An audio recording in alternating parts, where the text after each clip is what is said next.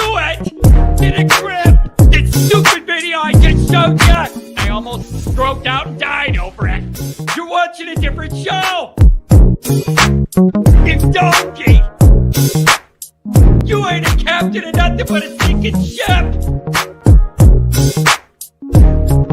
Don't do this to me, Harry! The Ohio State, it's Ohio State! What do you mean, see? 312-988-15. Hello? You tell Johnny all you've heard and seen. Sometimes it's good to just yell about football.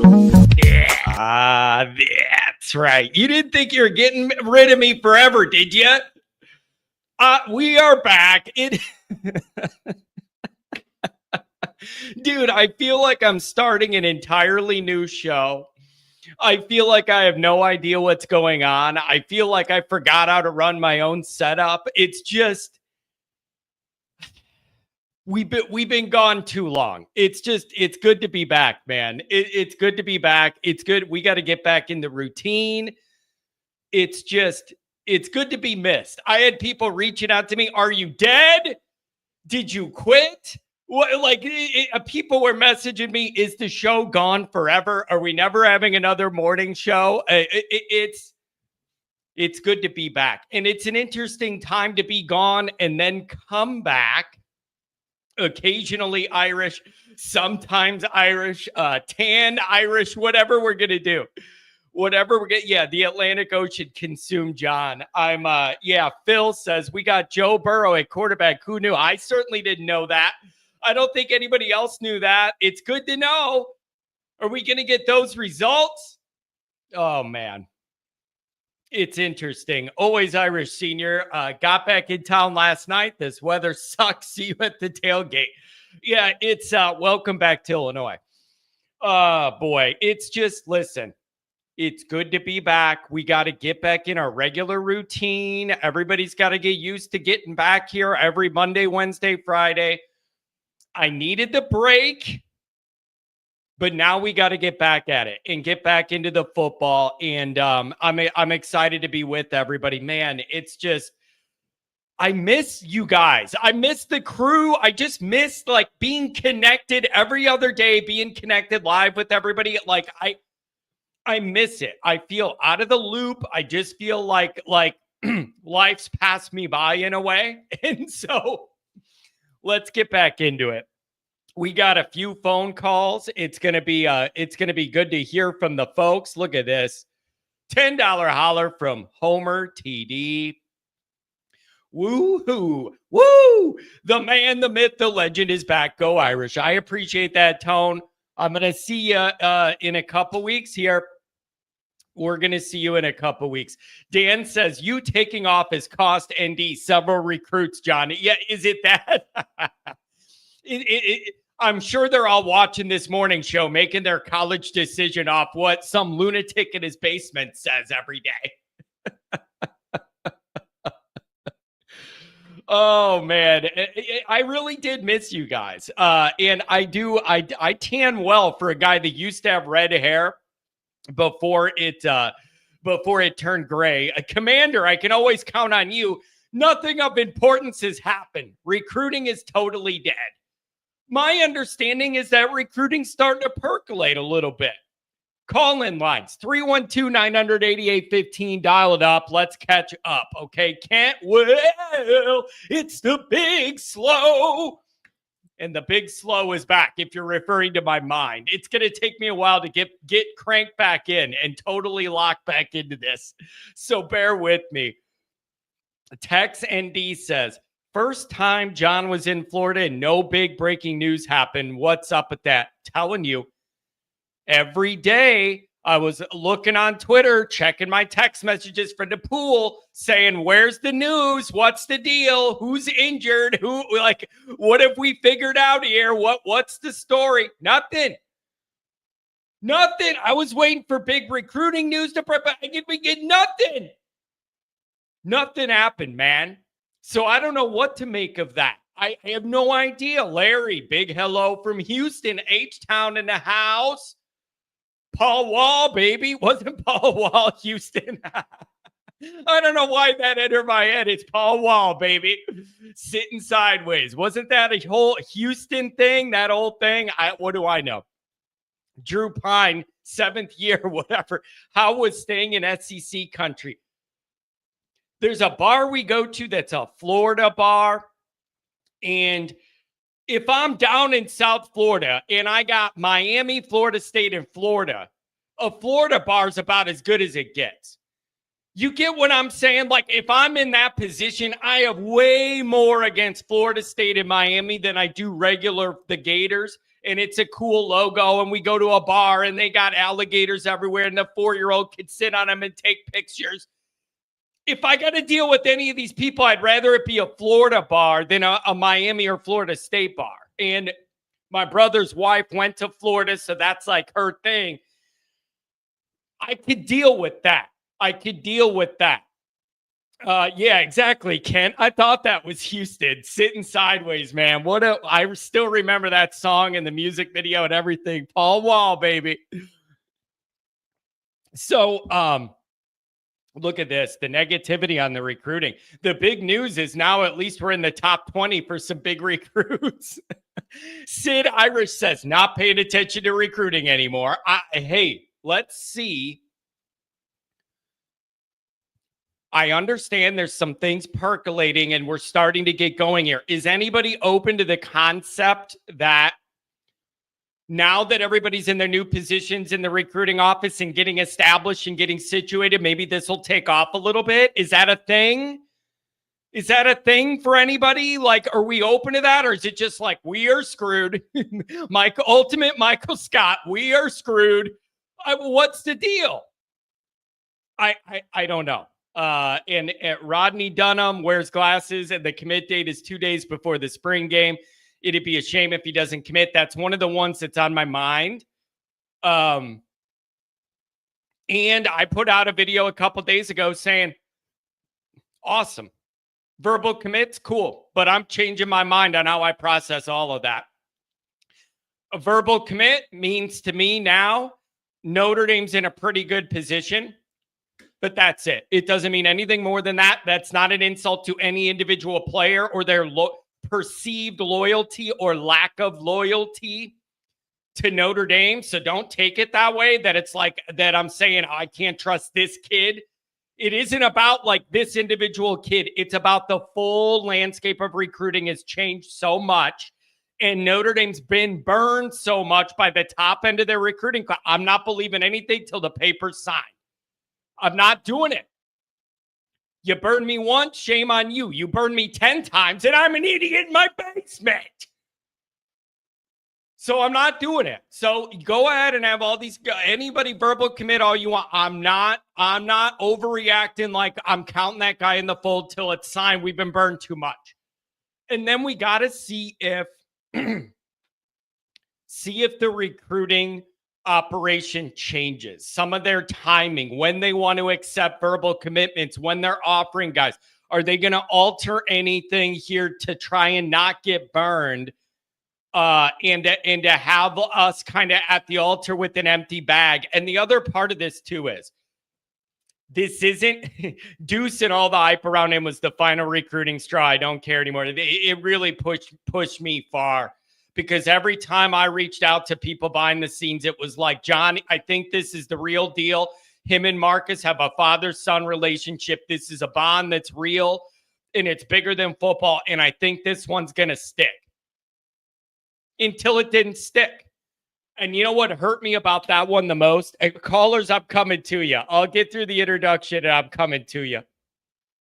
What hurt me about the Deuce one is, the day that the rumor broke that he was thinking about decommitting from Notre Dame, I was driving home from Notre Dame, and me and Nick Shepkowski went representing Sports Illustrated's new Notre Dame contingent, did the media thing, and we were, eating fancy roast in the press box and being talked to about how to do what the rules are to do Notre Dame media and all this stuff. And I was in such a good mood. I was flying high, and I drove home from Notre Dame thinking, this is awesome. Spent the day in the press box. Practice is going to start in a couple of days. I pull in the driveway. I open my phone. I got 10 texts saying, you ain't going to like this. Every time I get to a point where something good happens, it all comes crashing down. The bright side, all the decommits flopped. I don't know. Did Peyton Bowen flop? He seems to be doing okay at Oklahoma, right? Or is he a disappointment there? I don't know.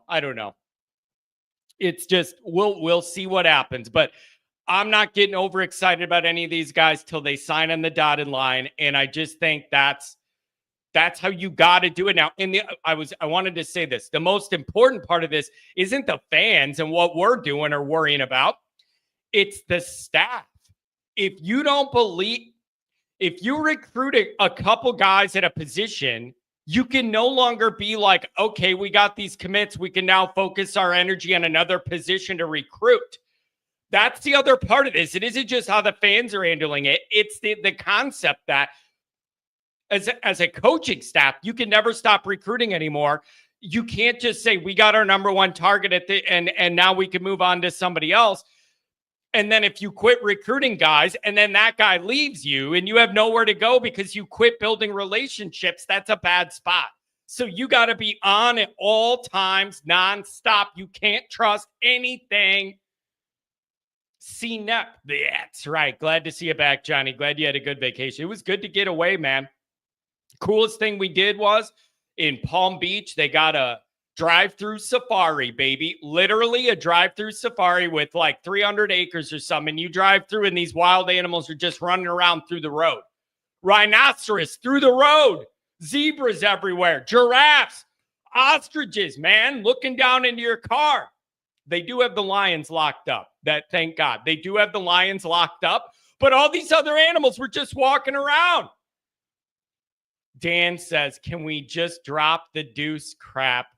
It's pretty good. That's pretty good. See, that's the kind of stuff I miss when I'm on vacation, is a joke like that. As always, thanks for being here. You can find the program on YouTube. Do it. Subscribe if you haven't yet. Appreciate it very much. Get a video a thumbs up. That helps Johnny out as well. Notifications on that way you don't miss nothing. Twitter, search bar Always Irish or at Always Irishing. Emails alwaysirishnd@gmail.com. Audio only. Anywhere you... Adam says, John, didn't you get any sun? I'm getting dark. It ain't summer Florida dark, though. That sun down there hits different when in like June. This was not full Florida tan session here. This was March. So I'm not as dark as I'd like to be honest with you. Audio only, anywhere you want it. Do you put sunblock on your bald spot or wear a hat? It's a very fair question. Slightly insulting on a factual basis, but a very fair question, bro. I'm embarrassed to admit it. I don't want to wear a hat because then like the rest of your face doesn't get that tan and that sun. So I don't really want to wear a hat out there. Bro, you got to take the spray lotion, and you just got to lower your head and spray it right in the bowl, baby. And then the hair around it like keeps it in the bowl, the bald spot bowl. You can't burn the top of your dome, bro. You're in bad shape. You burn the top of your head. But I got to spray right in that bald spot, baby, and mix it in. It's embarrassing to have to do. But when you're me, you got to do it. That bowl is the real deal. Ronald McDonald, baby, right in the bowl. And you just spray it and it just sticks in there. It's embarrassing. Kent says he wears a do-rag, the Always Irish Notre Dame edition. Yeah, I could just imagine the old people's reaction at the pool when I come down there all skinny and my do-rag sitting by the pool. I'm going to get the cops called on me. You can't forget to spray the top of your hooves either, man. I made that mistake before. You forget to spray the top of your foot, bro. You can't put shoes on for a month. It looks like you stuck your hooves in a campfire. And this is off to a crooked start. 312-988-15. Dial it up. Tell Johnny all you see. Notre Dame Fighting Irish brought to you by SI. Read all about it. Patreon.com/Always Irish. Here's the deal. Reminder to the schedule. The schedule. Jared O'Connor, $5 hour. I'll get to this. Good point. It's a good point. Friday evening, Always Irish makeshift bar crawl on Eddy Street. Anybody that's in for the weekend and they're looking for something to do on Friday evening, I'm just going to tell all the Always Irish people to go to Eddy Street, and we'll figure out the best bars, and we could move bar hop a little bit up and down that little strip if we need more space or whatever. But I'm thinking that's what makes sense to me. So I'm just going to have all the Always Irish people. We'll pick one place to start on Eddy Street, pick a time, and we'll just have everybody go there, and we'll just hang out Friday night. Saturday, what time does the tailgate? We shoot for 9 o'clock. We shoot for 9 o'clock on Saturday. And remember, there's no parking pass you got to pay for, any of that. So the idea is usually by 9:15, 9:30, we're set up. Stadium lot, and I always try and kind of line up by where Frank's statue is, because that's my number one man, and you all know it. I miss my book.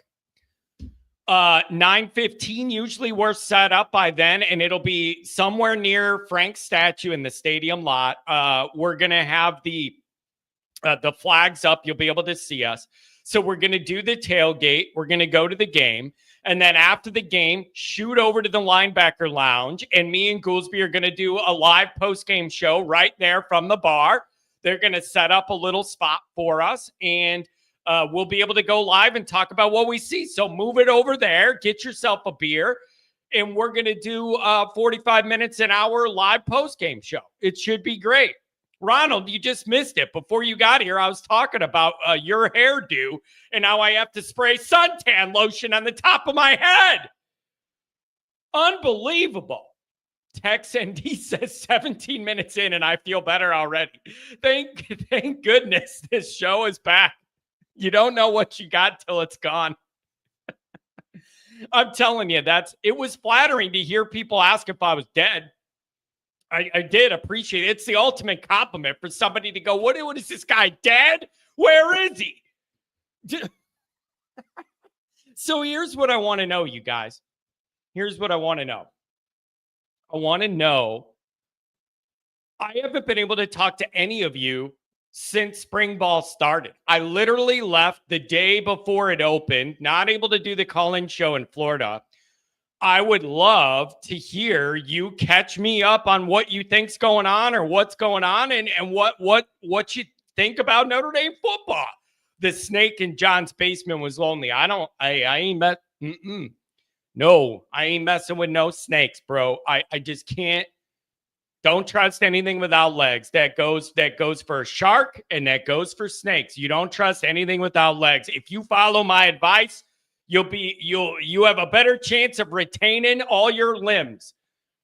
I'm just telling you, you don't trust anything without legs. You can't gauge how far away you got to be safe from them. And it goes for sharks, which I did see, by the way. I saw a shark. I'm sitting there at this bar at night. Oh, you guys. Tom Frawley's having some health issues. I talked to him on a couple people have asked about him. I talked to him yesterday. I mean, it isn't my place to share all the details, but Tom Frawley, Chicago's very own, he's run into some health issues. And I talked to him and he's okay, hoping he can make it for blue and gold. But he's run into some frustrating health issues. But I talked to him on the phone yesterday. He's in good spirits. Hey, it didn't stop him from talking about Notre Dame and getting all worked up. So I think he's on the mend, but he's been down and out with some health problems. And I'm hoping he could get back to join us for the tailgate. But I appreciate you guys asking about him. But he was on the phone talking about Notre Dame and recruiting and all this. So he must be somewhat okay. Dude, Adam, I love that safari. I like animals way more than I like people. So I love driving through there. And the kids liked it too. Seeing all these animals and a lion roar and a giraffe or whatever.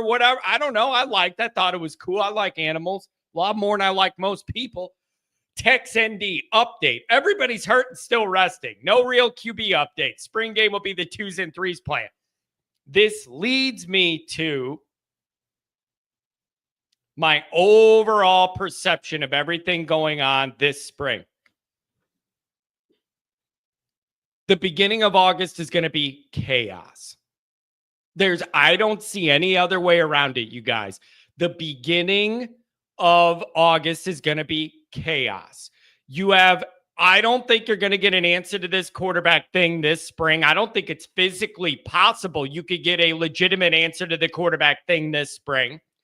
The O-line, I've been hearing, we're going to move guys around and maybe, whatever, slot guys in different spots. Well, you really can't do that full project till you have everybody back healthy. And I want to see the first 2 weeks of August are going to be chaos. You're going to have to figure out where all of those offensive linemen are going to slot in, what gives you the best full lineup, and what guy in what position. You can't do any of that till everybody's back healthy. So you just can't figure that all out now. So physically, I don't think you're going to get answers to the questions you want until you have everybody back in August. And you got a week and a half, 2 weeks to figure that all out before you got to get into Miami prep. And then you got to get into Miami. So I think you're going to have an unfulfilling, kind of frustrating end to spring where you don't get the answers you want just because of the physical limitations of the overall group of the program. And then you're going to get into August and you're going to have to figure something out. Somebody's saying don't announce it till August 30th. Callers, I'm coming to you. Saying don't announce it till August 30th. The problem with that is word's going to leak because you're going to get down the line to where you have to give the ones the reps. You can only run I've had a few people say that to me, that maybe they're going to know what they want to do and they're going to keep it a secret because they want to surprise Miami or whatever. How is word not going to get out? You're not going to be a week before the Miami game dividing all the one reps up by 3. You can't do it. So at some point midway through August, you're going to know who the one is because they're going to need more reps with the ones. There's just no other way. So I feel like that's going to get out. So I don't know, man. But I've heard people be like, don't worry about it. They already know who it's going to be. They know who the leader is. They know who it's going to be, whatever.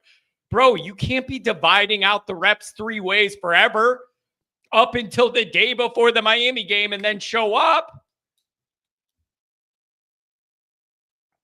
Yeah, Will Black's another one. And again, here's my question with that. I don't want to...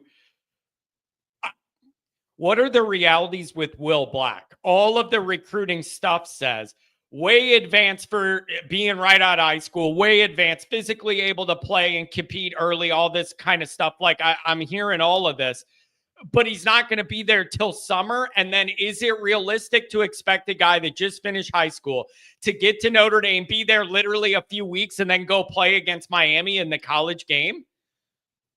I don't know whether that's realistic or not. I'm not. If he's that good and physically gifted and blows everybody away, fine. But especially not being an early enrollee, he's just going to get there. And then it's like, can he play and start or whatever and go get him against Miami? You've been here a few weeks. I don't know if that's realistic or not. So we're going to have to see. We're just going to have to see. Outbound. Callers, let's get after it.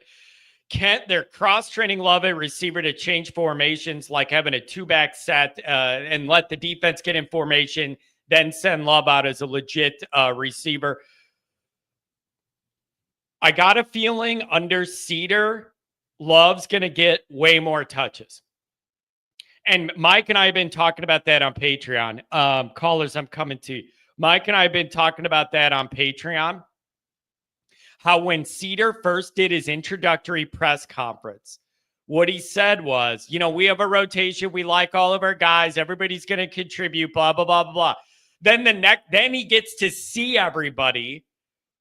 And then he comes back the next time and he changed his tune. And he was kind of like, yeah, Love's got to touch the ball more. So I really do feel like you're going to get a heavier dose of Love, and he is your most electric player on the team, biggest impact difference maker. Every time he touches the ball, something could happen. That makes a lot of sense. But I got a feeling based off Cedar and what he says, it's cider or Cedar. I'm drinking the cider from the cedar. I just feel like you're going to get more run with him now. And this guy, I think it took him 1 week to realize what he had there and how different it is. And so I don't know. I don't think they're going to overuse him, but I expect him to get more than he did last year. That's just what I think. And with the new running back coach, maybe they do things different and it isn't that full rotation. Mike's been talking about on Patreon, third down. How does it make sense to not have your best back in there on third down? Your most electric, dynamic guy. Why isn't he out there more on third down? Those important, critical third, and you got to get it to keep a drive going. Shouldn't you have Love out there for that? So I don't know. Yeah, looking like Jags is going to be a guard and a damn good one, and that's something Mike's been talking about as well. Like, it's, again, with that O-line thing, go ahead and do everything you're going to do in spring. You're really not going to be able to work this to the full extent till everybody gets back in August. And then you got to hope you don't have another one of those big injuries to a guy in August that's looking to start. I don't know what to tell you. I don't know. And then I gotta mention this. Then we'll go to the calls and then I'll come back to some of the things I wanted to say in some of these chats. I mean, wait and see. Just I'm wait and see on all this stuff. And it's uncomfortable in spring. I'm waiting and I'm seeing chaos. I predict chaos. That we're just going to leave it at that. I predict chaos in August. And apparently Keedron Young has great. And well, we got all these running back guys. You got to figure out who could do what and whatever. I just need Love. I thread the needle of making Love as dangerous as possible without running him into the ground. That's all I'm asking. Thread the needle. I don't want the tread run off the tires. But you got to figure out what is the right usage of him to maximize your biggest weapon without wearing him into the ground, undue injury risk, all of that. And then this quarterback, I don't know, you guys. As of yesterday, people were mentioning to me, oh, it looks like Angeli's the guy to beat or whatever. I don't know. I'm not believing nothing right now. And without Chad there leaking all the inside information of what's going to happen to the media, I don't think anybody really knows what's going to happen. Everybody's been forced to come up with their own take and their own narrative. I'm serious about this because Chad isn't there feeding people information anymore. And I don't know if there's a replacement of Chad feeding people information anymore. I don't know. I don't know at all. Dr. John, what's going on, Doc? Hey, man, good to have you back in the chair. Oh, man, Doc, I miss it. I need a little break, and I need to do the family thing. But, man, I miss my people. I just feel totally out of the loop. Oh, you got to recharge sometimes. You just got to recharge, so. Well, I got nothing for you football-wise. I'm going to send you an email. I'd like you to give Tom Frawley my email. We had talked about exchanging some stuff about Andy in the past, and I'd like to do that. Might be a good time for him. Yeah, man, trying to recuperate. So yeah, it's I missed a call from him when I was in Florida, and then I reached back out last night, and he's having some issues, but he was in good spirits. I'm happy to share that information, and he's always, man, that guy is an encyclopedia of Notre Dame history. I would be happy to connect you guys via email. So I will work on that, and I'm sure he will appreciate it. Okay, good. I'll send you a reminder because I know you're busy. Hey, regarding your show from the linebacker, is that going to be a YouTube or Patreon? Yeah, it's gonna go out on YouTube, and we're trying to figure out the best way, if it's possible, to have the technology to stream it live. That would be the priority. But if we don't have everything we need to make that run perfect with internet or the setup, we will be able to record it and post it the next morning as a standalone video. So either way, it will be on YouTube and everybody will get to see it. And we're still figuring out some of those details, but we're really looking forward to it, man. This is going to be fun. Oh man, I hope you can do it live. That would be so much fun. So much fun. And you know, if my well-to-do little brother will send me a private jet, I'd fly in Saturday morning, but that's probably not going to happen. Yeah, and you need the private jet, because I haven't even got to my story yet of the flight home from Florida that I was supposed to be home at 4 p.m. and we got home at 4 a.m. the next day and spent like 12 hours at the Fort Lauderdale airport. That is its own always annoyed. That is its own always with a 4-year-old child as well. And it was delay, cancel, delay, cancel, delay, weather. We don't know what's going on. You have no plane. Your flight's canceled. Oh, just kidding. Wrong information in the computer. Oh, your plane will be here in a little bit. Oh, yeah. 12 hours later, I made it home. Oh, we got fun. Man, unbelievable. John, I get it. Nobody can control the weather, but what you should be able to control is your communication as an airline. No one can control Doc. No one can control the weather. We had bad weather in Florida at all the major hubs. These planes are coming between. In Chicago, we had bad weather. I understand nobody could help the weather. But what you got to be able to give people accurate information, man. The girl at the desk is telling me one thing. The digital board binder's telling me something else. The app saying something else. And then the email saying something else. You got to give me the real information. I didn't know what I'm going off of all day. That probably ruined all the good vibes you had after 2 weeks down in the sun. Oh, I'm telling you what, it isn't for me, man. I don't like air travel. I don't like airlines. I don't like airport people. I saw a girl get tackled, arrested, and dragged out of the airport. That was entertaining. Like, I've seen it all in that 12 hours in Fort Lauderdale. I saw it all, man. This girl, Doc, follow me here. This is fun. Here's what this girl did. I watched her. They have the bar, like the restaurants and the bars at these hotels. The girl sat there, drank all afternoon. And then when the bartender was tending to other things, she tried to run away from the bar and jump on the plane right when they're closing the door so that she could get away with not paying. And the bartender, you're kidding me. It was brilliant. She figured at the last second she could leave and not pay her bill, run and get on the plane right when they closed the door behind her and get away with it. Doc, I watched that bartender guy run through the airport, down the galleyway or whatever you call the ramp tunnel, and they grabbed that girl and dragged her out, and it was awesome. That was the best thing I saw. That was great. Oh, man, that's going to make YouTube, I'm sure. Hey, she didn't get away with it. It was justice served, and they dragged her out kicking and screaming, and it was fantastic to see real-life justice, and I appreciated it. Doc, what have you been up to, man? I want to catch up with you. You been golfing or laying low? What are you doing? Well, I did go down and visit my brother for about 4 days down in Arizona. My other brother came in from Iowa. We did play a little golf.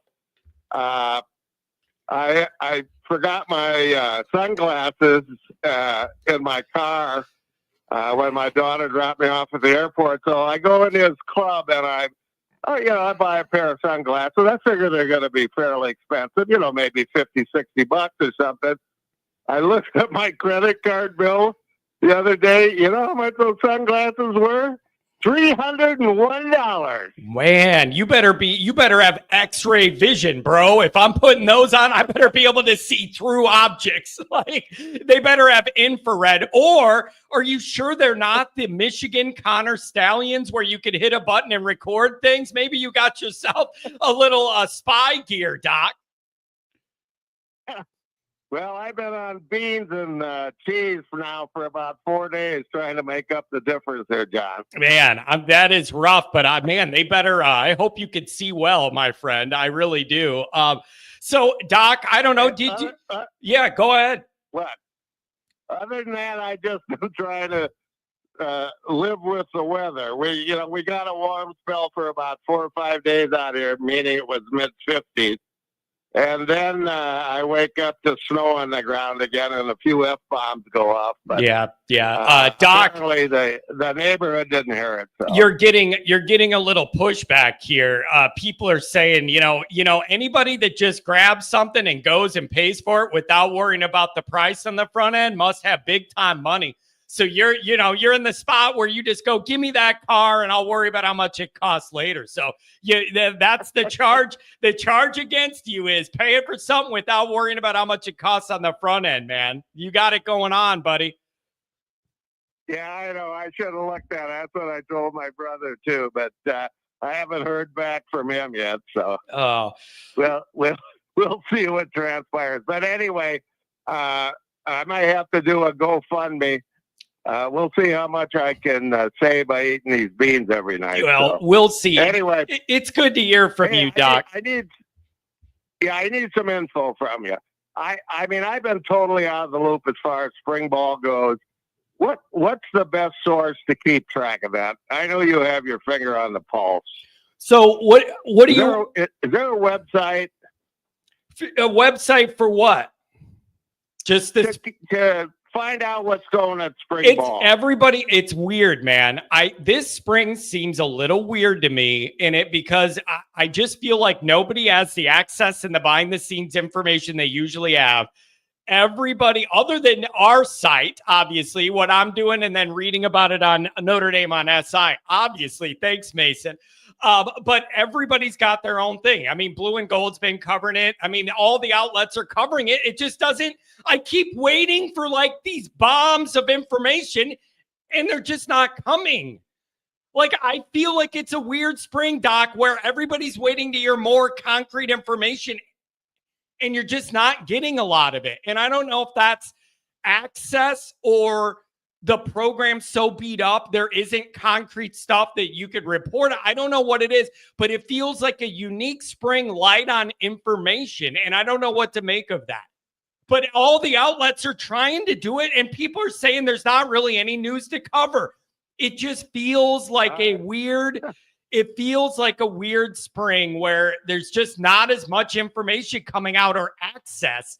And it's really interesting. I don't know what to make of it, but follow wherever. There's just not as much information.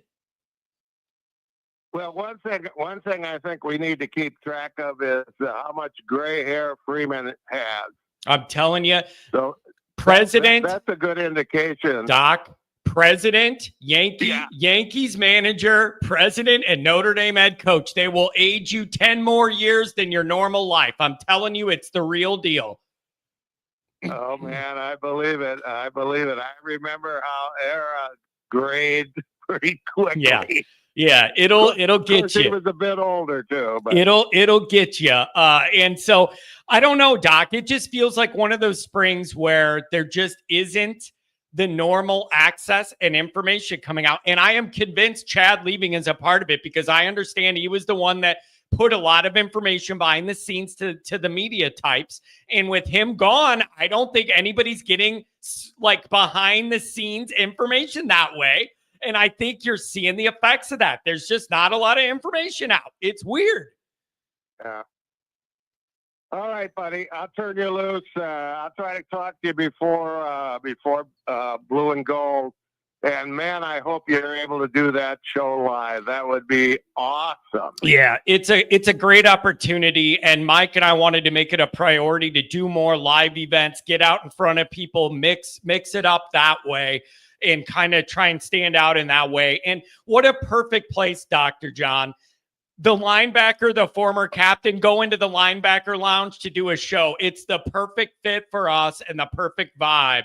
And I can't wait to do it. It should be a lot of fun.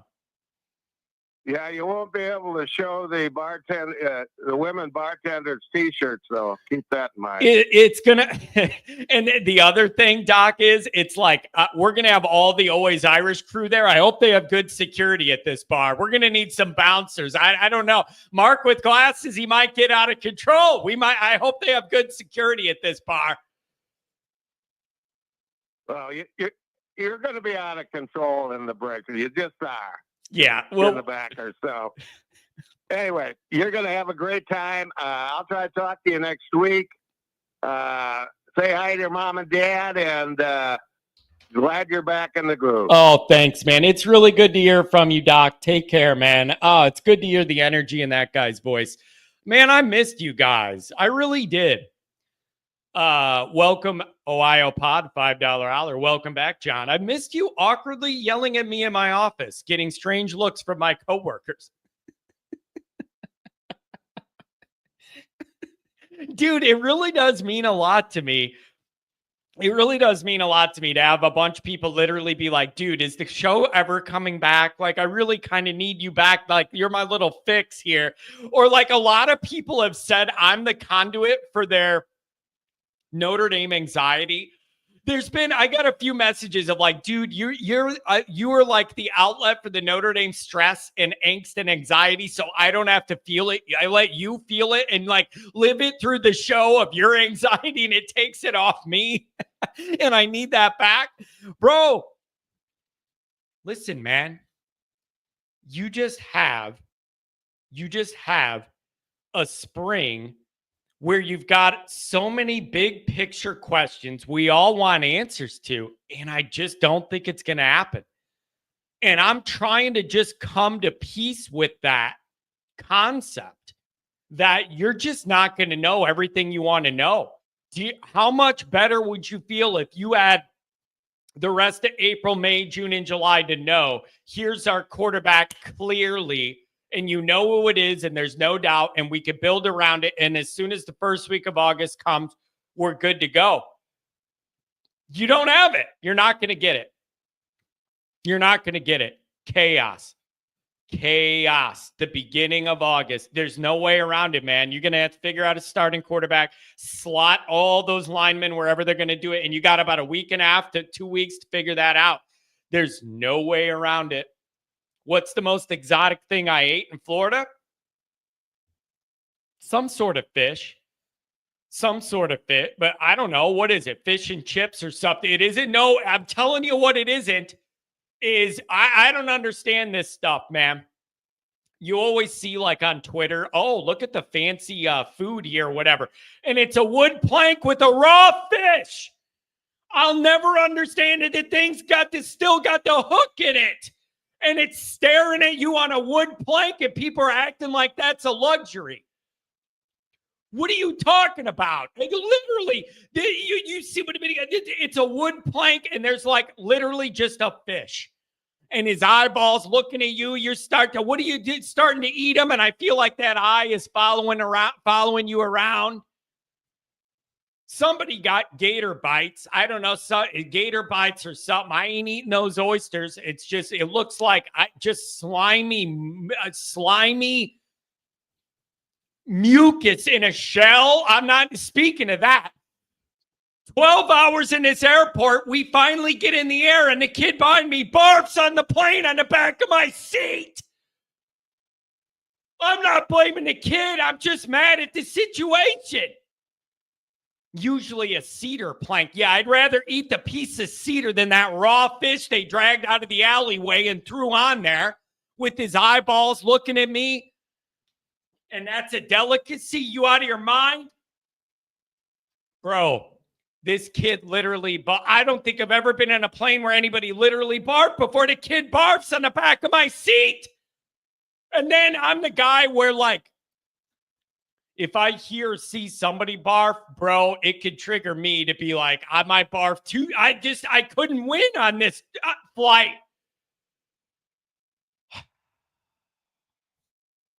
What do we think about Wagner potentially to left tackle? I don't know. But I don't think, Mason, are we not going to get any answers to this till August? I don't think you could secure any of this for sure till you get everybody there, everybody in one piece, and then you try it out and move people around a little bit. I think I ate some grouper too. I think somebody had grouper and I tried it, and any of those white fish I could pretty much eat, like when it's white. I mean, fish and chips is fried white fish, whatever. Like even I can eat that. I'm not that picky. All right, let's get back to these calls. What a wild journey, man. It just feels good to get back on the saddle. All right, let's try this out. I'm in a charitable mood. We'll give it one shot. Caden the man, $2 holler. I would like to ask him a question. And the question is, why did you email me 30 times while I was on vacation? That's the question I have for Caden the man. And I'm going to bring him on here to answer the question. I'm not trying to be mean. I just want to know why you emailed me 30 times while I was on a family vacation. I want to know. I got 415. You're coming up, and I need to give you more runway because we usually talk for a while. Caden. Good morning, John. How are we doing this morning, good sir? Why in the hell did you send me like 20, 30 emails while I was gone? What were you trying to get me to do? I was just trying to get your opinion on how dead this recruiting class has been for the last 2 months. Like, come on, man. Have you not been keeping track? Why are you why are you worrying about Notre Dame's recruiting stuff? What does that matter to you? Why are you worrying about that? Let me just say this, Johnny, because I find this, I find it very funny that I was going to mention this to you, but I never did. Now, hear me out. I told Eric and maybe maybe 3 other people this. I first saw Notre Dame's downfall, and this is just the beginning of it. And that's why I was that's why I emailed you on vacation. So I prophesied about it for a long time. Dude, why are you worrying about this though? Like, let us worry about that. No, because I'm telling you, Johnny, it's funny for me because I've said about it like a dozen times. Notre Dame is going to have a slow ride, and then they're going to go really downhill. 7-5, 6-6, 8-4. That doesn't. It's coming. That's not going to happen. Oh, yes, it will, John. Just you wait and see, good sir, because I tell you what, it is going to happen. And everybody that I've talked to knows it. And not only that, I'm going to tell you who you're going to lose in the playoffs to this year. I'll tell you. And I know directly. You'll lose to either Iowa State, Miami, or SMU. In the playoff? Mm-hmm. Okay, so wait. So you just said we were going to slide backwards to 6-6, 7-5, 8-4, but then in the next sentence you have us in the playoff? How does that make sense, big buddy? Make that make sense. This year you'll go to the playoffs. Yeah. I'm saying this year you'll go into the playoffs and then lose to either, like I said, Iowa State, Miami, or SMU, or somebody like Arizona State. And then eventually go down 9-3, 8-5, 7-5, 6-6. Man, if you say so. And here's the deal with the recruiting. I really do want to be open to the idea. I mean, you could say it's an excuse. Maybe I'll say it's an excuse too. But you had to give a chance for them to fill out the GM role and all the recruiting operation, fill those staff positions, and then kind of recalibrate. So there's no doubt Notre Dame was behind in the recruiting in my mind. There's no doubt about that, man. I think they legitimately were behind. And now it's a matter of trying to get a little caught back up now that you filled the GM role and all those other recruiting positions. And I'm open to, I feel like I have to be, and I have a practical obligation to be open to the idea that they're a little behind on what they wanted to do because they just didn't have all those roles filled out. And now that they are, you got to expect to see more action. I think that's fair. Like I said, John, I'm just foretelling you the prophecy to come. And as a dear friend of mine, Ian McDermott, says, everything is proceeding as I have foreseen. Well, John, everything is proceeding as I have foreseen. Dude, you are a special person, my friend. I appreciate the donation. Anything on the way out, or did you just call to troll me the day I get back from vacation? I didn't just come to troll you, John, but I gotta ask you a question though. So you said you seen a shark, right? Down in Florida? Yeah, I did see a shark, man. I was down there at a bar at night, and there's these lights reflecting on the water on the inlet there. And I look down, and this huge jaws swims right by me. I ain't going in that water. No, because I was going to tell you, I was in Florida last summer, and I actually got to feed some sharks, and I also got to feed some baby sharks. Well, which good. was pretty cool. You could do the baby shark song or whatever, man. All right, Caden, keep on trolling. Keep on sending me all those invites. With the actual sharks, John. Whatever you want to do. I was with the actual sharks themselves. So I'm just telling you, John, if you ever get the chance to feed them, do so, because it's really awesome. I ain't feeding. No, I ain't feeding. I'm not feeding no shark. I ain't getting near no shark, and I'm not engaging in this phone call anymore. Like, I'm just not. I'm done with it. He said he wanted to apologize. I gave him the chance. I put him up. He did not apologize. He sent me 20 invitations to join his live streams while I was gone. 20 emails with all these links. What are you doing? I ain't doing that. Oh, God. Mark with glasses, balance that call out. What's going on, bro? Oh, my morning's ruined. I tell you what, it was really nice to hear from Dr. John. And then we had Caden on here just crapping on Notre Dame. I can't be back one day. Yeah, Ohio State fans just won't leave us alone. Man, I'm telling you, Mark, if I'm that guy, I'm spending all offseason celebrating that we won the championship, and I'm all worried about how to keep that rolling. I'm just a little surprised how obsessed he is with I'm a little surprised. He should be basking in the glory of the championship, not worrying about our recruiting. Yeah, they're just obsessed with messing with us. And we admit we have an Ohio State problem, and they just like picking on us, I guess. Yeah, it's just, and then, okay, Mark, some people are debating now the recruiting thing. Some people are saying, relax, it's only April. Other people are saying it's really trending the wrong way. Do you have a feeling on that? What do you think the reality is? Because, Mark, here's where I'm at. Practically, I do feel like we were behind because Chad leaving and all the spots you had to fill in the recruiting operation. It felt like you were kind of swimming in place there for a while. But at the same time, I don't want to make excuses just to feel better. So, like, what do you think the realities are? I think there are practical reasons it felt like we were behind in that operation, but I don't want to make excuses. So, like, what do you think the reality of this is? I think the reality is it's standard operating procedure for us to do this every offseason. And if we get this Rodney Dunham on April 10th, I think that's the first sign of things to come. And the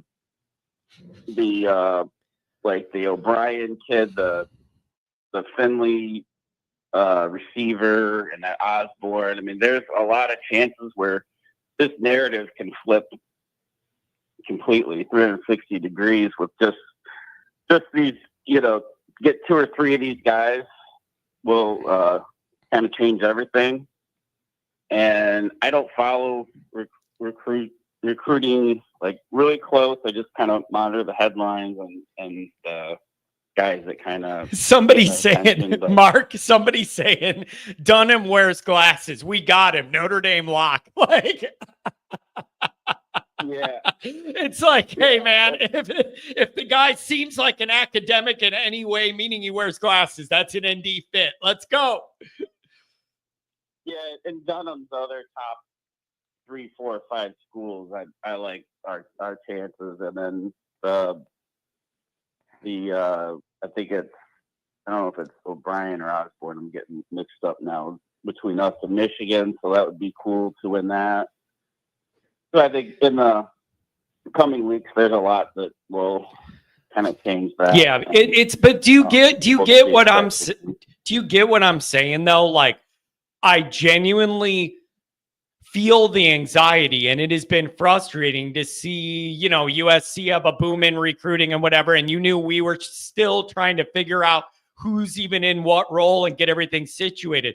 And so I'm not like totally freaking out about it, but you got to just kind of get things rolling back on track here. It just felt like we're a couple months behind for all these reasons, and you got to get it going again. I don't know. I don't want to over freak out about it. And then the other thing is, with some of these top end guys, like maybe they're trying to change the timetable on commitments and all this stuff so you don't get burned. Like, I'm open to things looking and feeling different with this new recruiting outlet. You got an NFL guy in charge of it. You got it's going to be really interesting. Let's see what changes. Maybe it's for the better. Maybe it's for the worse. I don't think we know yet. Yeah, these next couple guys, if these next couple guys don't go our way, then I think it's going to be more of the same, and there will be that overreaction and frustration. And the Mike Martin thing of the recruiting has me thinking, because I've been trying to read up, trying to understand this court filing coming up in next Monday, I guess. The final approval of the revenue sharing. Yeah. And they're kind of saying that, like, they're anticipating, like, even the basketball schools spending, 80+% of that revenue sharing just on football, and which makes sense because the football roster is the biggest to make the most money, so it makes the most sense and everything. But yeah, I don't know if the additional money directly from the schools is going to change anything, being that every school will have that, like, additional thing. But I do think, to the Mike Martin of it, with every school having to kind of develop their own system and strategy of how to distribute and pay the players, and it's completely up to each school to kind of model how they want to do it. Yeah, it's going to be really, really, it's going to be interesting. I don't know, Mark. If you think about how much Notre Dame recruiting and recruiting in general has changed, even in just the last 5-10 years, it's a totally new world. Everything about it has changed. The old way our whole lives we were used to processing recruiting and all that is all different. And sometimes I have a problem modernizing and accepting the new reality with early signing day, regular signing day, all the games being played, the leveraging for more money behind the scenes, all these promises, NIL versus pay for play. Where's the line of one turning into the next? It's a wild new world, man. And Notre Dame needs to find its comfortable place within this new dynamic and then make it work for them. Yeah. And I've got a hot quarterback take that I've been working on. And so I think last year proved, Freeman's one of the best coaches in the country, 14 wins, the playoff run, all things considered. I think that's not even up for debate at this point. And he's been, it's kind of basic and vanilla, as people want to call our offense. He's one of the most aggressive coaches in the country. I think only, like, Army and Air Force went for more fourth downs than us. And they played to win. They didn't, I think they're a big, like, risk reward with the analytics with that nerd on the sideline. Yeah. And you look at all the different instances game situations, whether it's the fourth down inside their own 20 against Georgia, or the end around pass from Faison against Ohio State. Like, they're throwing a lot of shit at the wall, and I think they're kind of strategic with their aggressiveness and the fake punts, and I think, like, the year to year kicking the can down the road at quarterback kind of has us thinking, like, the immediateness of it, and I think Freeman is kind of ready to push the ball down the field, both kind of literally and figuratively. And I think he's going CJ Carr. I think he's going to look at all of that, and if you go by that, I don't think he's necessarily just a safe bet kind of guy. Yeah, it'll be interesting, and it's interesting that you bring up the success. Do you feel like the postseason success last year and Freeman's extension already being signed, does any of that play into it, as far as like freeing Marcus up to be like, okay, I have a little built up credibility now, and now maybe he feels more free to roll the dice with the younger guy and not feel that pressure of everything's got to be perfect, win now, blah blah blah. Like, I wonder if there is any part of that he's a little more comfortable accepting some risk there with some unknowns that would come with a Carr or a Minchie with that early schedule that's tough. Like, maybe he feels more free to take that risk now. I don't know if I'm off base on that or not, but I've thought about it.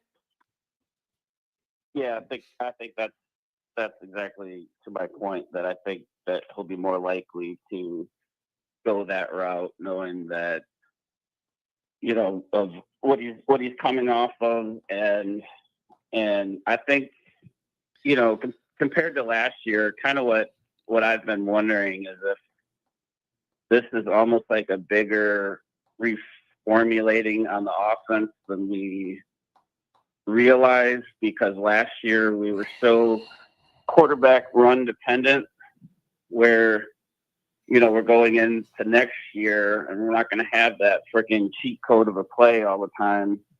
You have big ass Riley Leonard run and pick up a couple yards and everything else fails, or the design runs they freaking constantly called. So I'm curious to see, like, if it's just a matter of having a better passer, that same offense is the same offense, or if they're going to have to readjust more than we anticipate them having to do or not. Yeah, it's going to be really interesting. If you could throw the ball around a little more, it would really open things up, and you could do a lot more. And it would make the run game better too if you had more of a reliable threat on the outside or throwing the ball. And again, that depends on the O-line, that depends on the quarterback, that depends on the receivers. So we're going to see what happens. Mark, I'm excited to see you here in a week and a half or whatever. We're going to have a good time. Anything on the way out? It's great to hear from you. No, I'm glad you're back. I won't be getting all these messages of when the hell you're getting back. I'm talking to Tony, Domerwop, Tex ND, a couple other guys. I don't freaking work for the guy. I don't know where the hell he is. Yeah. I know.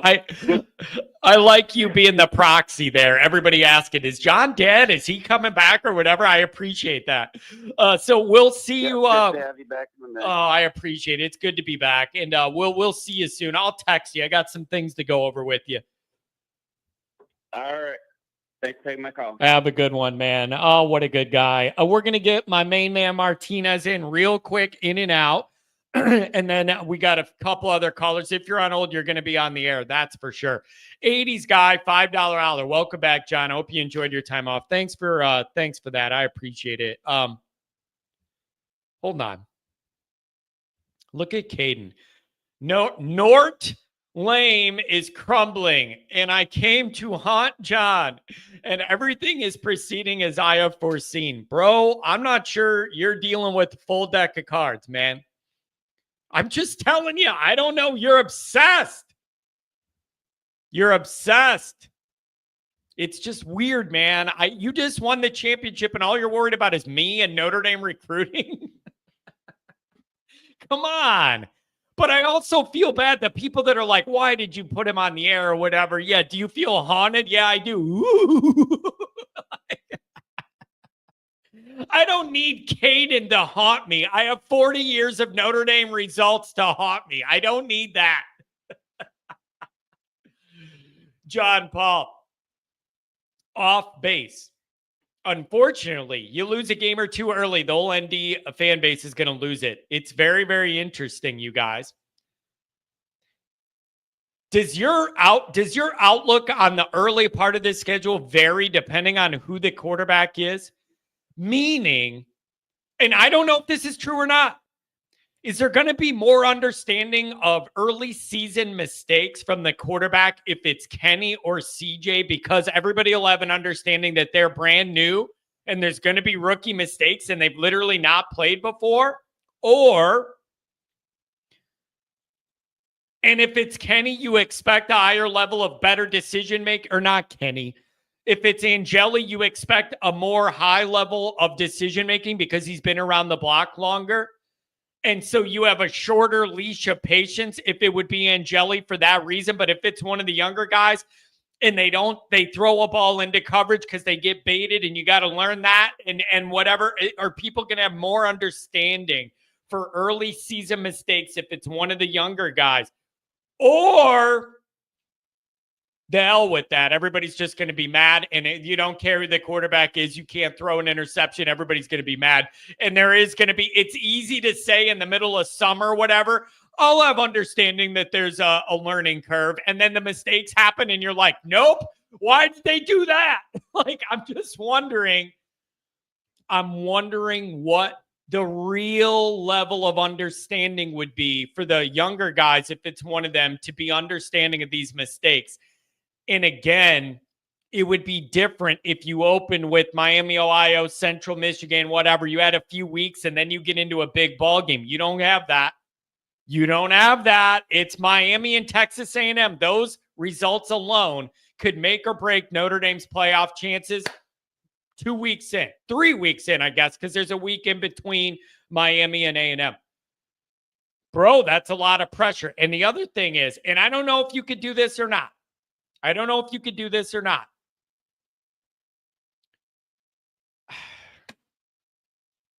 Man, you just can't. You can't be in a bad spot after 2 games and put all that pressure that you had last year after 2 games. And I know losing to Miami or A&M would not be the same as Northern Illinois. That was a national embarrassment mistake. But it's just, you saw the pressure it puts on Notre Dame when you're 2 games in and you already have a loss. You really need to avoid that kind of scenario again, man. And I don't know whether this is responsible or irresponsible. Angeli will be making the same mistakes, not that policy. See, that's the other part of it. If you think that, then you go with a younger guy with more physical upside. If you have that worry that you're going to get those mistakes, or Angeli still is not good at feeling backside pressure at all, he's not good at that. If I'm going to get any of those kind of mistakes, I'm going with the younger guy where there's a higher ceiling once he develops and he's going to be around longer. If that's what I'm going to get, then I'll go with the younger mistakes, because I think both the younger guys have a higher physical ceiling of what they could achieve over the long haul. So I don't know, man. I don't know. My main man, Martinez, if you're on hold, you're going to be on the air. What's up, baby?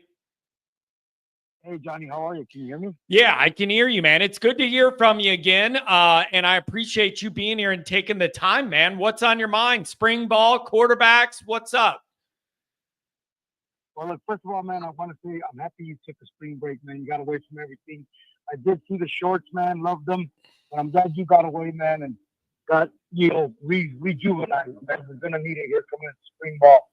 Second, hey, please email me where I can send you some money so you can get refreshments, whatever you'd like to help out the tailgate. I'm not going to make it, Johnny, because, like I said, I had to restart my life down south with my parents, but I do want to donate to the cause. But I am going to be there for the regular season whenever you schedule that. Okay, brother? With that being said, please email me back and send me where I can send some money to help you. Man, you don't have, You know what I mean? man, I really appreciate that. You don't have to do that, but I really appreciate the offer. Shoot me an email, or did you already shoot me an email? You're waiting for me to get back to you. Shoot me an email. So I'll shoot you an email. I'll shoot you an email. But real quick, Johnny, you know what I did, man, these last 2 weeks? I took a look at the videos, the highlight videos, the things that the guys did last season. And and I know I refer last season was last season. It's over. I agree. But we still got the same coaches. We still got the same coach. Other than oh God, man, I'm sorry. I'm having a break for it, trying to multitask. Al Golden, right? Other than Al Golden and the running back coach, you know what I mean? They're gone. Okay, but we got the head of the snake. Well, obviously a lot of people doubted, who returned us to glory as far as winning those big bowls and going right into, Georgia's backyard and handing them their ass. With that being said, we got Al Washington back. As far as Angeli, he's gonna make mistakes. I agree. I agree with you. He's gonna make mistakes. Are we gonna have the patience or the tolerance as a fan base to be like, hey, well, he's a senior. I think Angeli stays poised, man. I think he's gonna do a great job, man. Coming in and in the starter. Should he be the starter? And that's what I'm rooting for. But if not, the coaches are gonna make the best decisions for the team. You know what I mean? I truly believe that. I truly believe that they're gonna, whatever kinks they'll need to work out, bro, they'll work them out. And we got a monster of a blue chip athletes coming in to see us, man. I'm not worried at all. Not worried at all about next season. Yeah. The only thing I kind of am worried about, like you say, is that Miami game. Yeah. It's man, there's a lot of talent in this program right now, and it all needs to get put together again. And it's just so important to get off to a good start early. Whatever you do with the quarterback or whatever, it's important to get off to a good start. And so it's going to be a chaotic fall camp. Figure some things out, and then you're ready to go. So it's going to be nothing all summer, and then it's all going to hit at once, and then we're going to have to see how it goes. No, and Johnny, I totally agree with you, man. I just think, maybe it's because of the years past, man, that we tend to panic as Irish fans. But man, I re-looked at them highlights, man. We got other than the seniors graduating, yeah, we got a lot of big studs to replace Watts. Cross, even Jack Kaiser, which people were doubting, man, he had a phenomenal season, man. And I watched some of that interview that Freeman just did with that one dude, man. Like, he loves Notre Dame. Yeah, he does, man. That dude loves Notre Dame, dude. Like, and I think, and just Johnny, just like in life, when you love something that much, you're gonna fight for it. You're gonna do everything you can to make sure it's running like a smooth machine, man.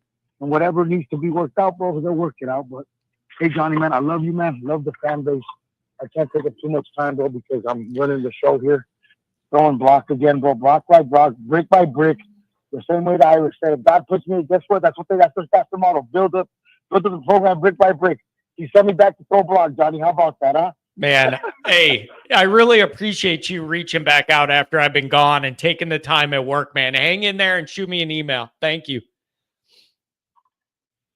There you go. We'll do, Johnny. Onward Notre Dame, Johnny. Onward Notre Dame. Man, dude, it means a lot to me when a guy's busting his hump at work or whatever and thinks to call. It means a lot to me. Good question here by Tex ND. Anything anywhere, anything specific we could contribute to or for in regards to the tailgate? I'm pretty sure we're going to do pizza this year. So I got an arrangement with a local pizza place. They're going to deliver a bunch of pizza. That's going to be the main course for lunch. And it frees Adam Dowling up so he doesn't have to slave over the grill. And then he can't have fun. I'm going to literally order like 8 or 10 pizzas and have those there for the people.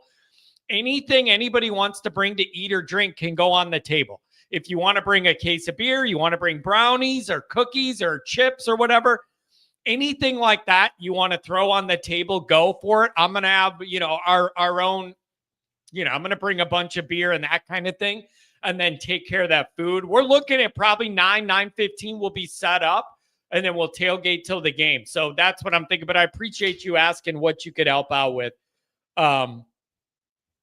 I really do. let's see. This is interesting. Callers, I'm coming back. After appearing in the title game last year, seeing how close Notre Dame was winning the title, I think fans could be a little more tolerable of mistakes from a young QB. I understand that way of thinking, but I can also see it another way where people are like, you got that close or whatever, and they're not. Because of that, it sets a standard and nobody's open to regression at all. Like, I could see that going both ways, but you didn't win the title. So I could see some people being frustrated. Like, why does it feel like we're going backwards? Even though you know it's a young quarterback and you know with that's going to come young mistakes as they learn. Maybe people are less open to it because you got so close. Nobody's open to any regression, even if it's temporary. I don't know how that's going to go. And then let me ask this question too. Let me ask this. I don't know who wins QB battle in the long run, but you got to play who gives you the best chance to win week 1 at Miami. After that, the schedule is conducive to figuring out who the number 1 guy is. Is that, I've been thinking about this. Is that responsible or irresponsible? If you're figuring out who your starting quarterback is, should it matter who the first couple games are against? Or should that not even be a part of the equation? And you just got to run with the best guy and deal with whatever happens in the challenges in these games. Do you get what I'm asking? Like, I don't know whether it's a good idea, a bad idea, responsible or irresponsible to be making the quarterback decision based on who's on the schedule early, as opposed to calling timeout on that, not thinking about it at all, and just going with the best guy. I don't know the answer to that. I don't know if Freeman's thinking about that. Oh, man, it's Miami. Or is he just thinking, find me the best guy and you make it work and you play who you're playing? I don't know. $5 holler. Jose, you're the man. 808 here. We lost contact over the holidays. It's just good to have you back. Where's Omar? Where's my man Omar? I need to know. 808 coming up. Tim, what's going on, brother? Hey, John. How are you? I'm okay, man. I'm just trying to get back in the mix, get back into my routine, get back with my people. And we're getting back in it. That's good. Please explain. Yeah, you have every right to put everybody you want up, but that clown, is your life that pathetic that you have to call into a fan base show and ruin it for the diehards? Because I'm already in depression. You know that. I've texted that. What's going on with our basketball programs? Yeah. Why do you have to do that? I mean, is your life, obviously he doesn't have a big boy job, 1. And 2, do you get that much pleasure? I mean, why?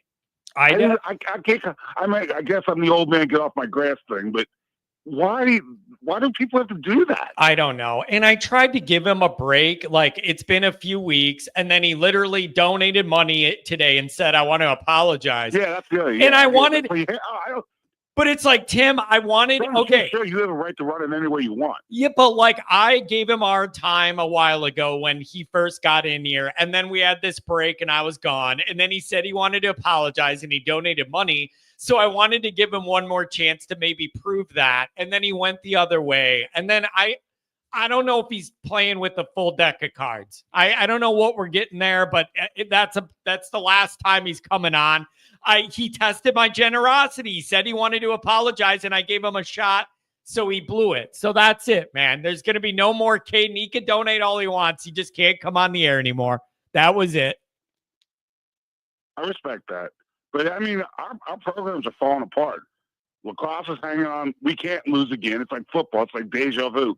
I'm still depressed after January 20th. You know how close we were to pulling that out if we had been healthy? You go into that, the women choke beyond belief. I think it's the one thing this does all tie back to football. This is going to tell what kind of leash our AD has because he didn't hire these coaches, 2 basketball coaches. Yeah, it's okay. So, Tim, let me ask you. What's going on with the women, man? You got 4 years now. You haven't been able to get past the Sweet 16. You're ranked number one in for a portion of the year. You had some really good talent. What is going on there with them not being able to break through the Sweet 16 4 years in a row with all that talent and having the perceived number one team for stretches of the year? What is going on? From what you're hearing, I didn't know this because Noel did an interview. He's a South Bend writer that obviously he's at the game, so he's covering it. That there was conflict between the two guards where they didn't like. It's like the alpha males. They wanted to be the alpha females and run everything. And they say they might have said they got along, but I don't think they did. Yeah. And I think there was a disconnect in that locker room that spit. But that's on Ivy. I mean, like they said, her 3 losses. She had You can't be having our meetings when your team loses in late February into March. Not with that much experience and talent. I mean, it's just frustrating. I mean, I don't know what our accountability is going to be. That's the thing. Yeah. I mean, it's the men's basketball program. That's all. Yeah, I don't know. And I'm not acting like I'm that in tune with it, but like it doesn't take a genius to be able to look at it and be like, something isn't adding up. As far as you're not getting as much run out of that women's roster as it looks like you should. So I don't know. They got a lot to figure out there. And the men's thing, I don't even know what the deal is with that. Well, the depressing thing for me was like it brought back all kinds of bad memories. My freshman year, I come off 5-6 with football with Jerry Faust. Digger Faust had a really good basketball team. We were a 3 seed, and we lost to Arkansas Little Rock. I have a different nickname for him. Choke, first round. He couldn't game day coach. Had a talented team. I think 4 of the guys played in the NBA. This is Neil Ivy. I call it Digger Phelps 2.0. What have you achieved? This team was loaded, and you can't get past. If you had lost to Texas, okay, fine. But do you realize, John, they beat 4 of the final 8 teams? And then, by the way, thanks for letting me have my therapy on this. I know it's a football show, but it all does tie out. Because I'm interested to see how much accountability they have. And baseball is a laughing stock. And hockey, that's another one. Look at the year they had. Yeah, it's man. Tim, I just love how it all stresses you out equally, man. I would be so dead by now if all of the other sports stress me out like football. I would be dead. There's no way my body could take it. So I'm going to let you. Oh, don't get me wrong. I'm going to let you. I'm going to let you But bear the weight of all this. But here's the thing. I'm telling you right now, I'll split them. I'm not. The hatred because it's my era. We cannot go down to Miami and lose. I don't think we've won down there since in the 70s. Yeah. Well, other than the playoff game, does that count?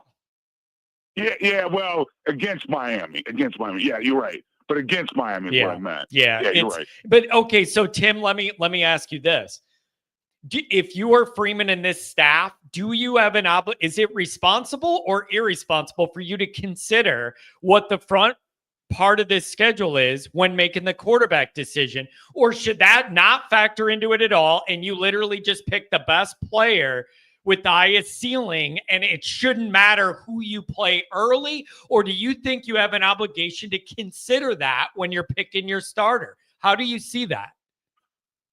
I think you got to you got to break it down by each game.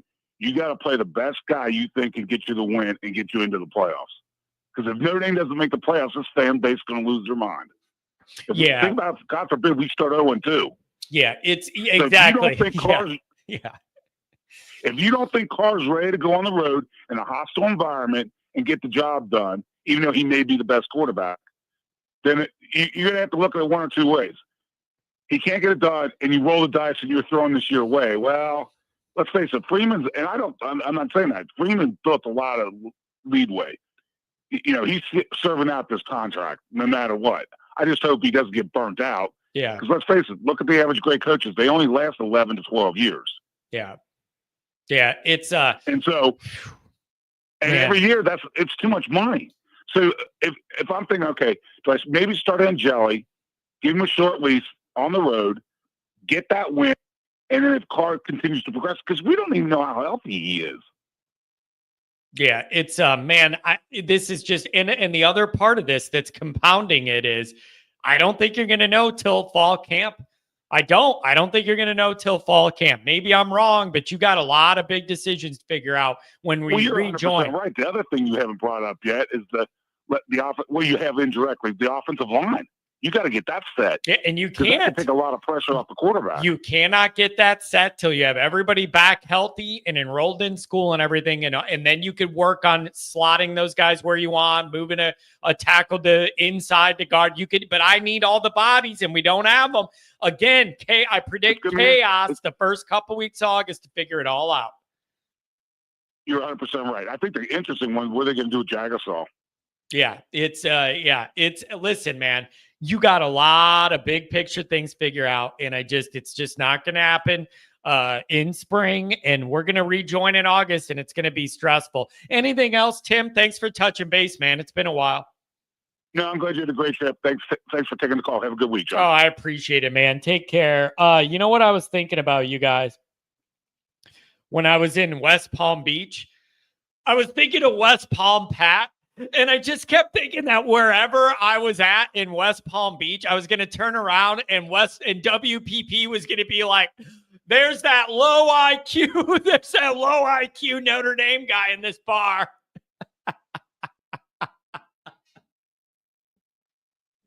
Everywhere I went in West Palm, I was just thinking, where's WPP? And is he judging my low IQ? Oh, man. Nicky Dean loves to be heard and seen. What's going on, Nick? I'm hiding out at work, so I can give you a couple of little compliments there, Johnny.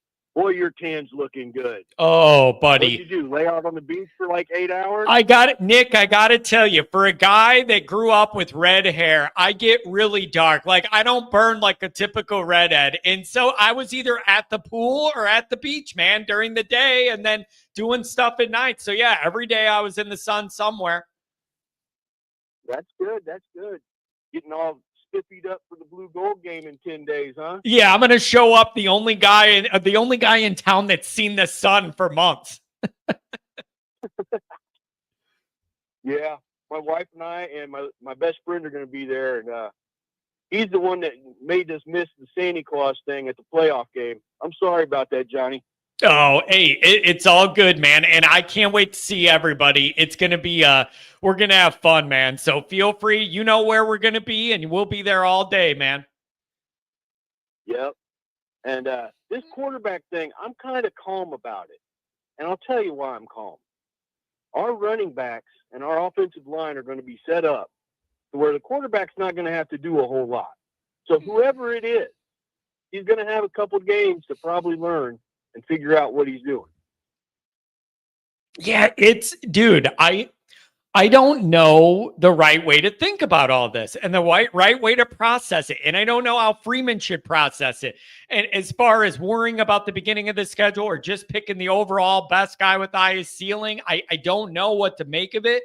I don't know if Freeman feels less pressure with the playoff run and the extension to be able to take more risks. I don't know the patience difference level for an Angeli to one of the younger guys and how the fan base is going to respond to mistakes. Like, there's just a lot that we don't know. I don't know. I got this feeling that Freeman's worried more about the defense this year and it not taking a step back. He saw what Denbrock could do, and he kind of has a little more faith in Denbrock maybe than Ash. So I think he's going to concentrate on the defensive side and give his advice. Yeah. On the quarterback, you know? Yeah, it's man, there's just a lot to consider, and it's going to have such a different feel, not going to the portal, what you're going to do with that quarterback. I don't know, man. This is going to be really, really interesting to see how it shakes out. And but you got to get off to a good start, man. The front half of this schedule is the real deal, and you got to get off to a good start.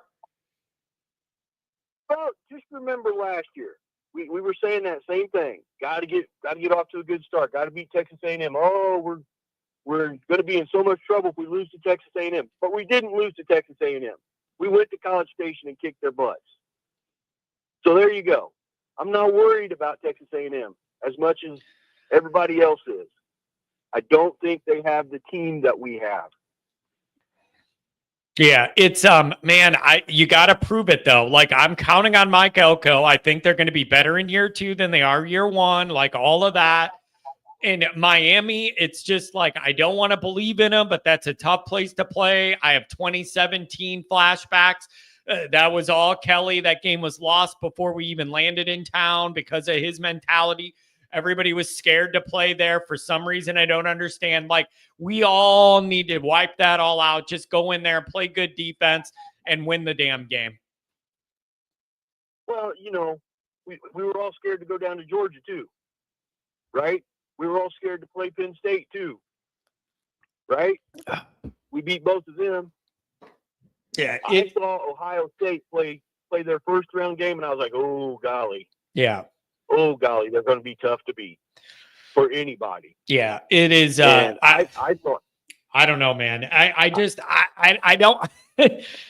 There's uncertainty. So much has changed in the program. It's going to have such a different look. It's going to, the quarterback's a big part of it, but not the only thing, man. If that offensive line could be ready for Miami, that would go a long way. If in supporting whatever the quarterback selection is going to be, if you could get that O-line cooking early, that would be the biggest thing that could help whoever it's going to be in those first couple games. Yeah, and I don't think there's a question. I think Jagasaw is going to be our starting right guard. Yeah, I really do. The way he played against Penn State, and I don't think there's a question. I think you're ending up with a bunch of good tackles and not enough space to play all the good tackles. And then but they're so good that somebody's just going to have to bump inside to be good. You know what I mean? Yep. One last thing. Your recruiting Patreon that you put out yesterday. That's the way I've been for years. I cannot get excited. Yeah. Because these are 17, 18-year-old kids. How many times did you change your mind on where you were going to school? Yeah. I did 3 times. Yeah. It's hard to get over the way you've thought about it for 30 years, but everything's changed so much. You got to force yourself to look at it differently. And so I'm not counting anybody in the fold until it's official. And that's just you got to protect yourself in that way from now on. Nothing's official till it's official. You got to look at it as leader in the clubhouse, whatever, but you can't count it as a done deal. Yeah. And if Oregon comes to you and says, hey, $500,000, come play for Oregon for 1 year. What are you going to do as an 18-year-old kid? Yeah. Yeah. It's a new world, man. It's a new world. And so it's just, I got to force myself to look at it differently and realize we're in a new world with a new dynamic, and I got to just adjust. And I'm not getting excited about any of these verbals till it's official. I'm not buying it. And that's just how it's got to be. Got to make sure the ink is dry, Johnny. That's it, man. Great talking to you, man. Great to have you back. I got to get back to work. My boss is looking for me. Beautiful. Hey, I can't wait. I can't wait to see you guys. You guys are great, and you know where we'll be, and I can't wait to see you again. All right, brother. Have a good one. Take care. 832, what's going on? 808 after that. What's going on? Hey, John. How's it going? It's going good, man. I'm just happy to be back in the saddle here. Can you hear me okay? Yeah. Sorry, I didn't really call in with a topic on my mind. My YouTube was running slow, so I was just kind of listening to the show while I'm getting stuff done at work. But I keep hearing a lot of comments about like the recruiting not being what we're all excited about, and I guess I missed that. But what's the doom and gloom on recruiting? Is this talking about the 26 class? Yeah, I just think that when Chad Bowden left Notre Dame and went to USC, he had some instant early success at USC, and we didn't have the GM role filled, and then other people left out of the recruiting office, and there just became this feeling of frustration, like Chad left, and then USC started popping and recruiting a little bit, and then we didn't even have all those people in the right roles. And it just felt like we were a little behind. And I think we were. And now that you got everybody in place, you hope it picks up. I don't know any other interpretation of it than that. Oh, I guess I kind of missed that. I've been having a pretty good outlook on everything going on right now. I know we got some. Who was it? Myron came back. I mean, I know he was the captain maybe a couple years ago. He's part of the staff now, and I think that he's a good guy to have. Yeah, dude, that's an interesting one. It's an interesting one because he was with Kelly at LSU and then is coming back.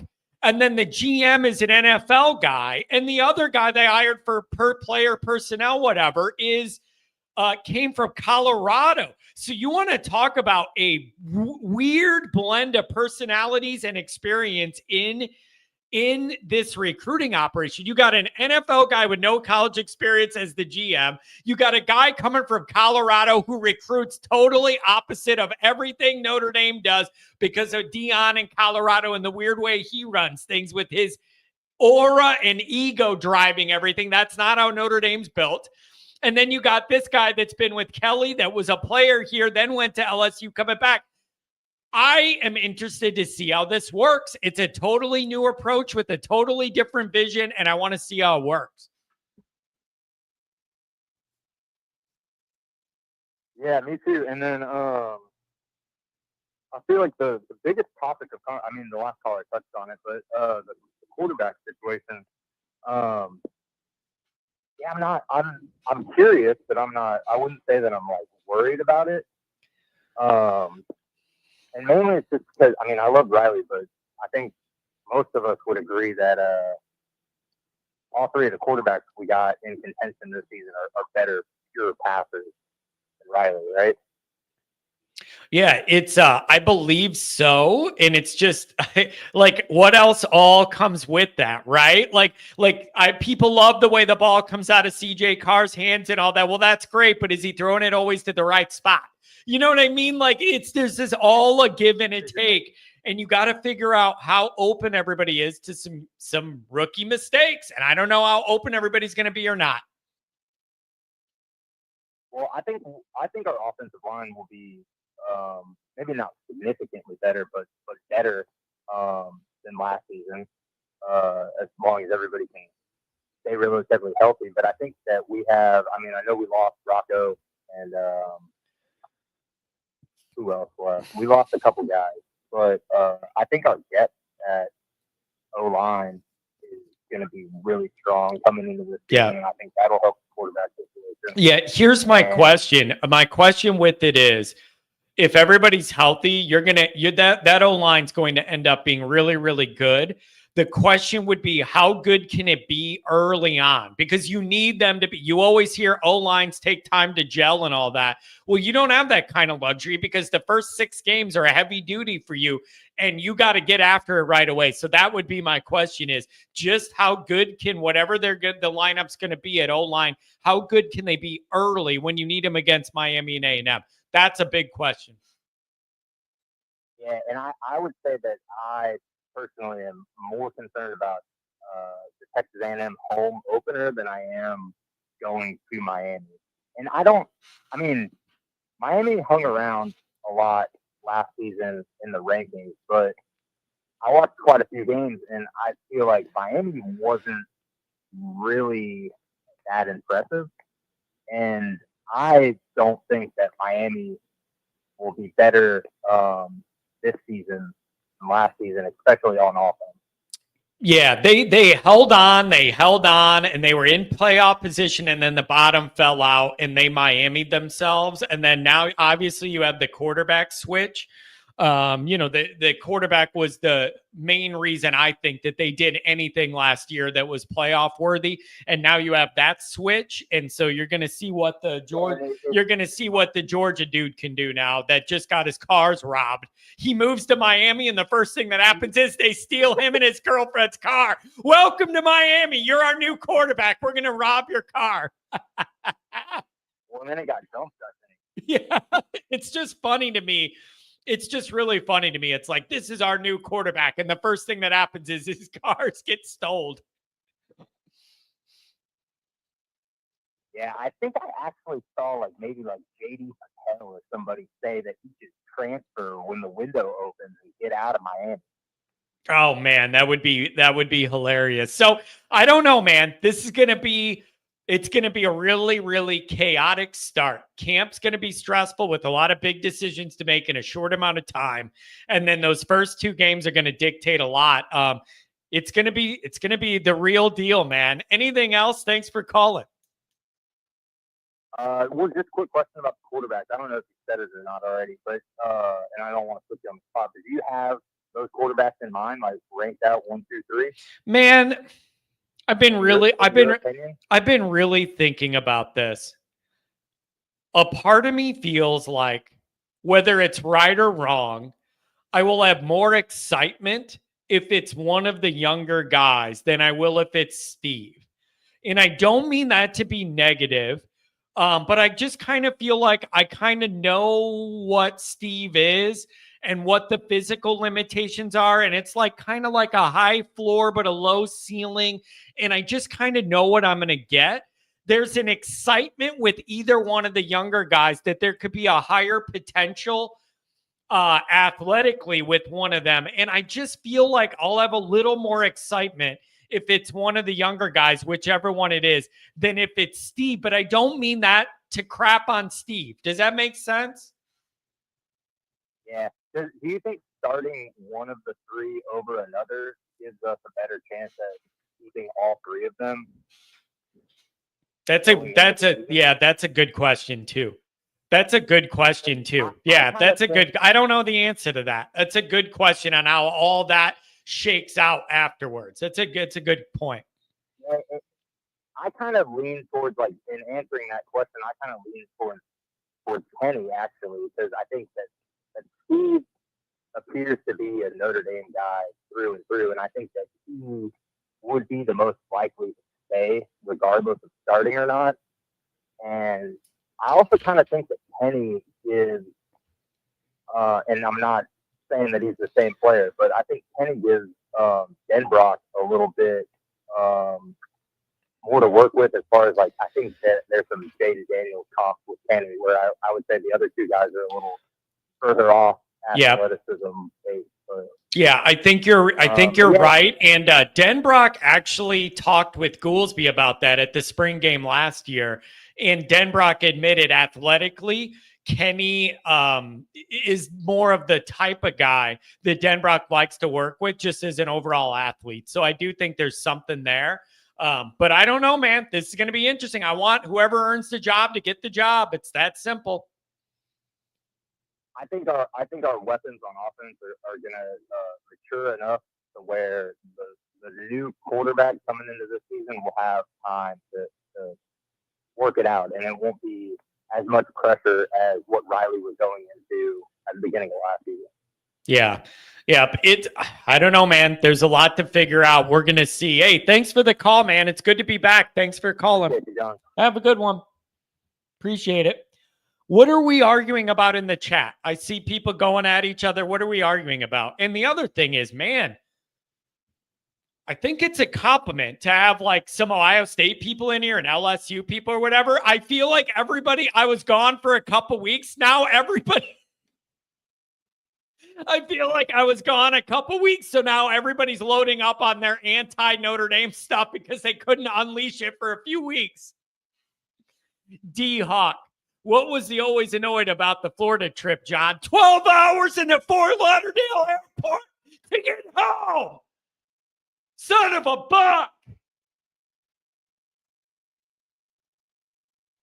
And they nickel and dime you, man. They can't just say, you're screwed. Your flight's 12 hours behind. Go home or whatever. No, they just tell you it's 20 minutes behind schedule, and then they push it back another 20 minutes, and it's enough that you're trapped there all day. I'd rather be in jail than at an airport with these people.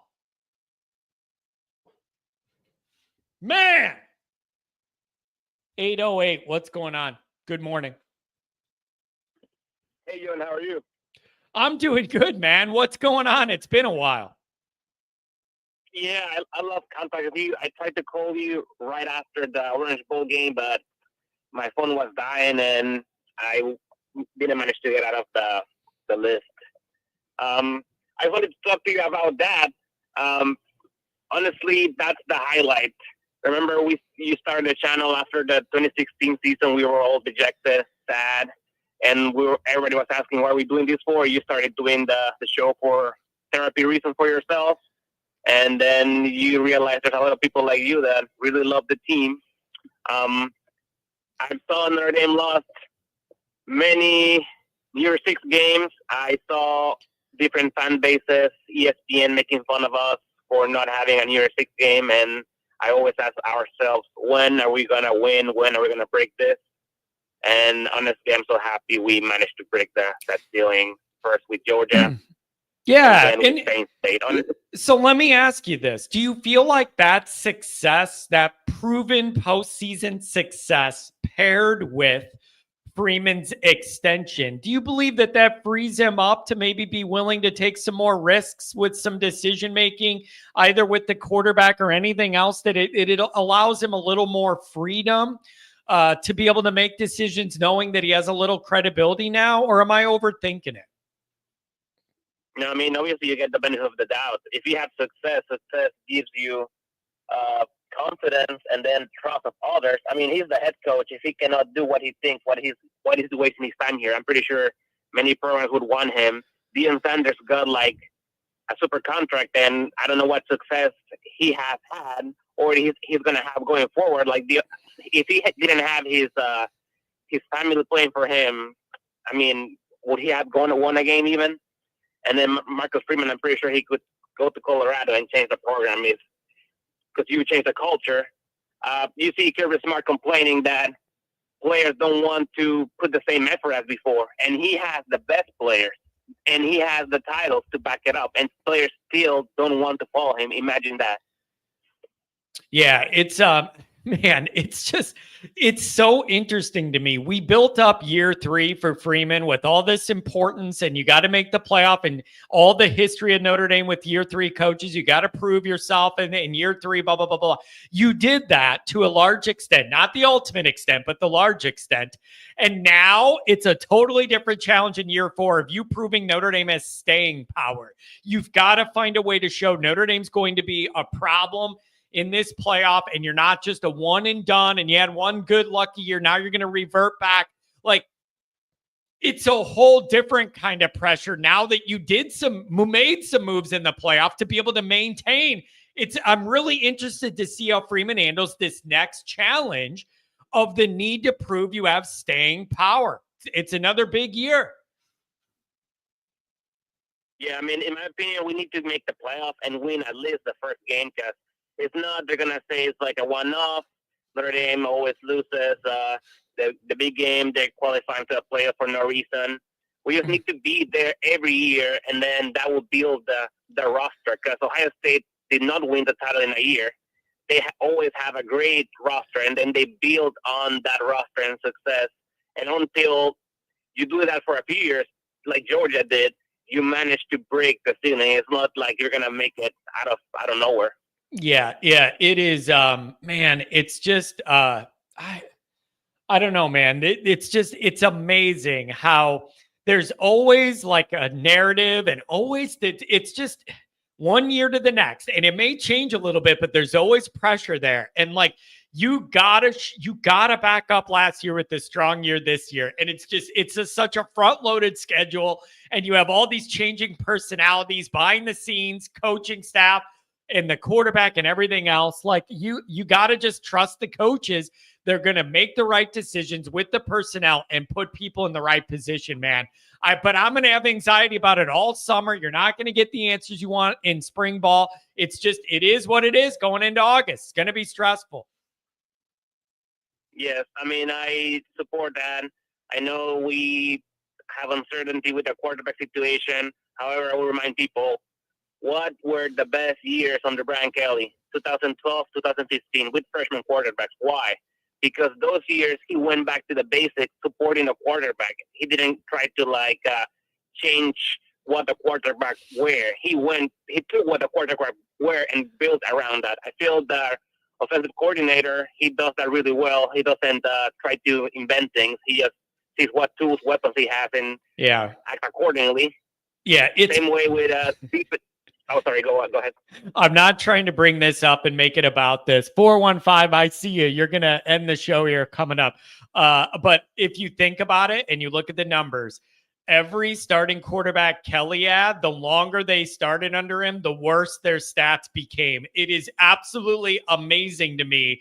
Usually you would think the more experience and starts a guy has, their numbers get better. Literally every quarterback Kelly had, the longer they started for him in Notre Dame, the worse the numbers went. It's unbelievable. It's hard to do, but literally the longer they were all with him, the lower their stats got. Yeah, I mean, that's just because first year, it's like you go back to the basics. If you do the basics right, you will succeed. And I feel I'm pretty confident our team does the basics. We train well, and I don't feel we have that culture problem like Georgia has. So even if we play again with all the talent disparity, we will again come ahead.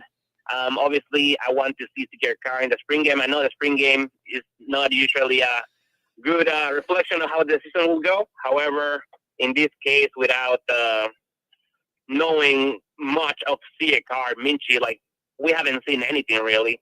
We saw Angeli play a little bit here and there, even in the Orange Bowl. I mean, he gave us a spark, but he got sacked so many times during that drive.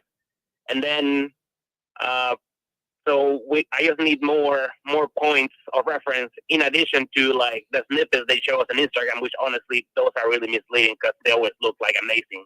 Yeah. And then they don't reflect. Yeah, it's man, it's going to be this is just going to be an interesting year. Notre Dame's going to have a little they're always a target. You're going to be a little bit of an extra target here with that run you made. You're on the national radar now. You got some national respect we're not used to getting, and you're definitely on the radar. And we're going to see how this program, we're going to find out how mature this Notre Dame program is. Do they have staying power? That's the big question at 25. Yes. Yeah. I mean, the last thing I will say is during, I don't know if you noticed, but during the Orange Bowl game, there was a mini whiteout in the left side of the field. We had really horrible issues starting our drive from that side. And then the only touchdown I remember being scored was that magical love touchdown where everybody piled on him and he still managed to make it. It took a miraculous play to score, and that was just because the noise of that mini whiteout that you had in that corner was too much. I mean, it's not that stadium. The issue is not that players are scared. It's just it's a box, so that the sound gets enclosed. Yeah. So it's really hard to get your count, and then that's why we lost in 2017. So honestly, Freeman, go back to the basics. Go back and see what we learned of blasting the music the whole summer, and then that should help our players for day one. Yeah. And hey, remember what a big deal we made about going to Texas A&M, and I wanted the music blasting at practice, and I wanted the humidity in the building with no AC, and I wanted us to be fully prepared, as fully prepared for that environment as possible. And I got to give Notre Dame and Freeman credit. They were fully prepared to face that moment at Texas A&M. No fear, totally ready to go, and I was proud of it. They did a great job. Yep. And then we will manage to beat Carson Beck, and then people, the naysayers that were saying, oh, we only beat Georgia because Carson Beck was out. All right, he's here. Let's see if it makes a difference. Yeah, man, this is going to be a really interesting year and a totally different dynamic. And you're entering the middle part of the Freeman era. He's not a rookie coach anymore. He's got some years under him, some success that you could identify at a high level. Now we're getting into the meat of the middle part of the Freeman era, and we got to see what we get out of that. Anything else, my friend? Thanks for the donation and for calling. It's good to touch base with you. At the end, well, last thing, I have my ticket. I'll be there at the game. Hopefully, if I manage to get vacations. But I already bought it because if not, it's impossible to get them later. Yeah. So we'll let you know. I know like last year, Miami fans were assaulting us in the parking lot. Hey, we have to do our contribution. So if you see another Notre Dame fan getting assaulted, help them out. We'll win the game in the parking lot and in the field. Yeah. Oh, I like that. I like that. We're going to win it in the parking lot and the field. What a great way to end the call. Thanks for the donation, man. Call again soon. Bye. See you. Have a good one. Oh, that's a riot. I like that. Man, that's good. Man, it's just so good to be back. All these personalities, everybody fighting with each other, insulting one another. It really just warms my heart to be back, 415's going to wrap up the show. What's up, man? Let me guess. I didn't get to you early enough, and then you had to bring the kids to school, and then you called back after that. Do I got that right? Johnny boy, 100%. And I apologize for jumping off, but they just were out of control this morning. So I needed a little extra time to get them into the truck. Oh, man. I knew the timing was what it was, and I was hoping you would call back. It's been a couple weeks here, and I would love to know anything you're feeling on the recruiting operation, and should we relax on that stress? Any vibes are getting out of spring practice? I'm telling you, I don't feel like the access and the information is what anybody wants. And I just don't feel like you're getting as much regular day-to-day news about what's going on in those practices. What's on your mind? I mean, there's so much on my mind just because of the fact that you've been gone, on vacation, on your sabbatical, which you most certainly needed. So I'm so happy for you, buddy. But as far as recruiting goes, it's just one of those ones where I think they're taking a completely different approach. Goolsby talked about this in the beginning when we were kind of wondering, like, hey, what should we be doing rather than signing 18, 19 people by March and then losing 11 of them by May. So what's the point of doing it? And so, taking this different approach of, okay, well, let's just see where they come in, how they're going to do it, if it's going to work, and we'll build this roster just in a different manner, and maybe this way we have more retention. See, okay, now wait. And that of the excess. Here's okay, I've thought about this exact dynamic. And the frustrating part is if they are going to do that and adjust, you won't know that till it happens and those pieces come later. So it's going to cause uncertainty in the meantime of people being like, can we not get any recruits or whatever? But if they are really looking at changing their offer or acceptance of verbal commitment times to try and not be in the same position, you're not going to know that till later. And everybody's going to have anxiety until it plays out later in your favor, but you're not going to know that in between. Do you get what I'm saying? I do. But here's the deal. The deal is you can continue to do the same thing over and over again based upon information that you think is is going to get you to the next level. Yeah. But we keep running into the same issue, or you can try something new. Yep. And I think Marcus Freeman's at this point where he's like, hey, man, all my chips are in. I'm at the table. Everything's in. I'm putting all my stock into this program, into what I feel is going to be successful. And so for that to occur, he's saying, I'm going to try things that are completely new. Yes, I'm going to go get an NFL exec that basically, has no recruiting knowledge and admits that. But at the same time, might bring something to the table that says, that changes the whole trajectory of our recruiting program. And so I just feel like you have to go with something new when things aren't working, or at least try it, because why not? Yeah. At least you did everything you could at the end of the day. Yeah. Same thing with the quarterback battle. Yeah, I'm with Same you. thing, I'm with you on, Okay. I'm with you. Listen, this recruiting thing's really interesting to me. You got a GM with all this NFL roster building experience. Then you got a guy that was with Kelly as a player here and then working for him at LSU coming in. And then you got a guy that's coming from Colorado who could not recruit more differently than Notre Dame in every single possible way. And those are some of the pieces here. It's really interesting to me. And I want to see what's different because there's a lot of meat left on the bone for Notre Dame recruiting.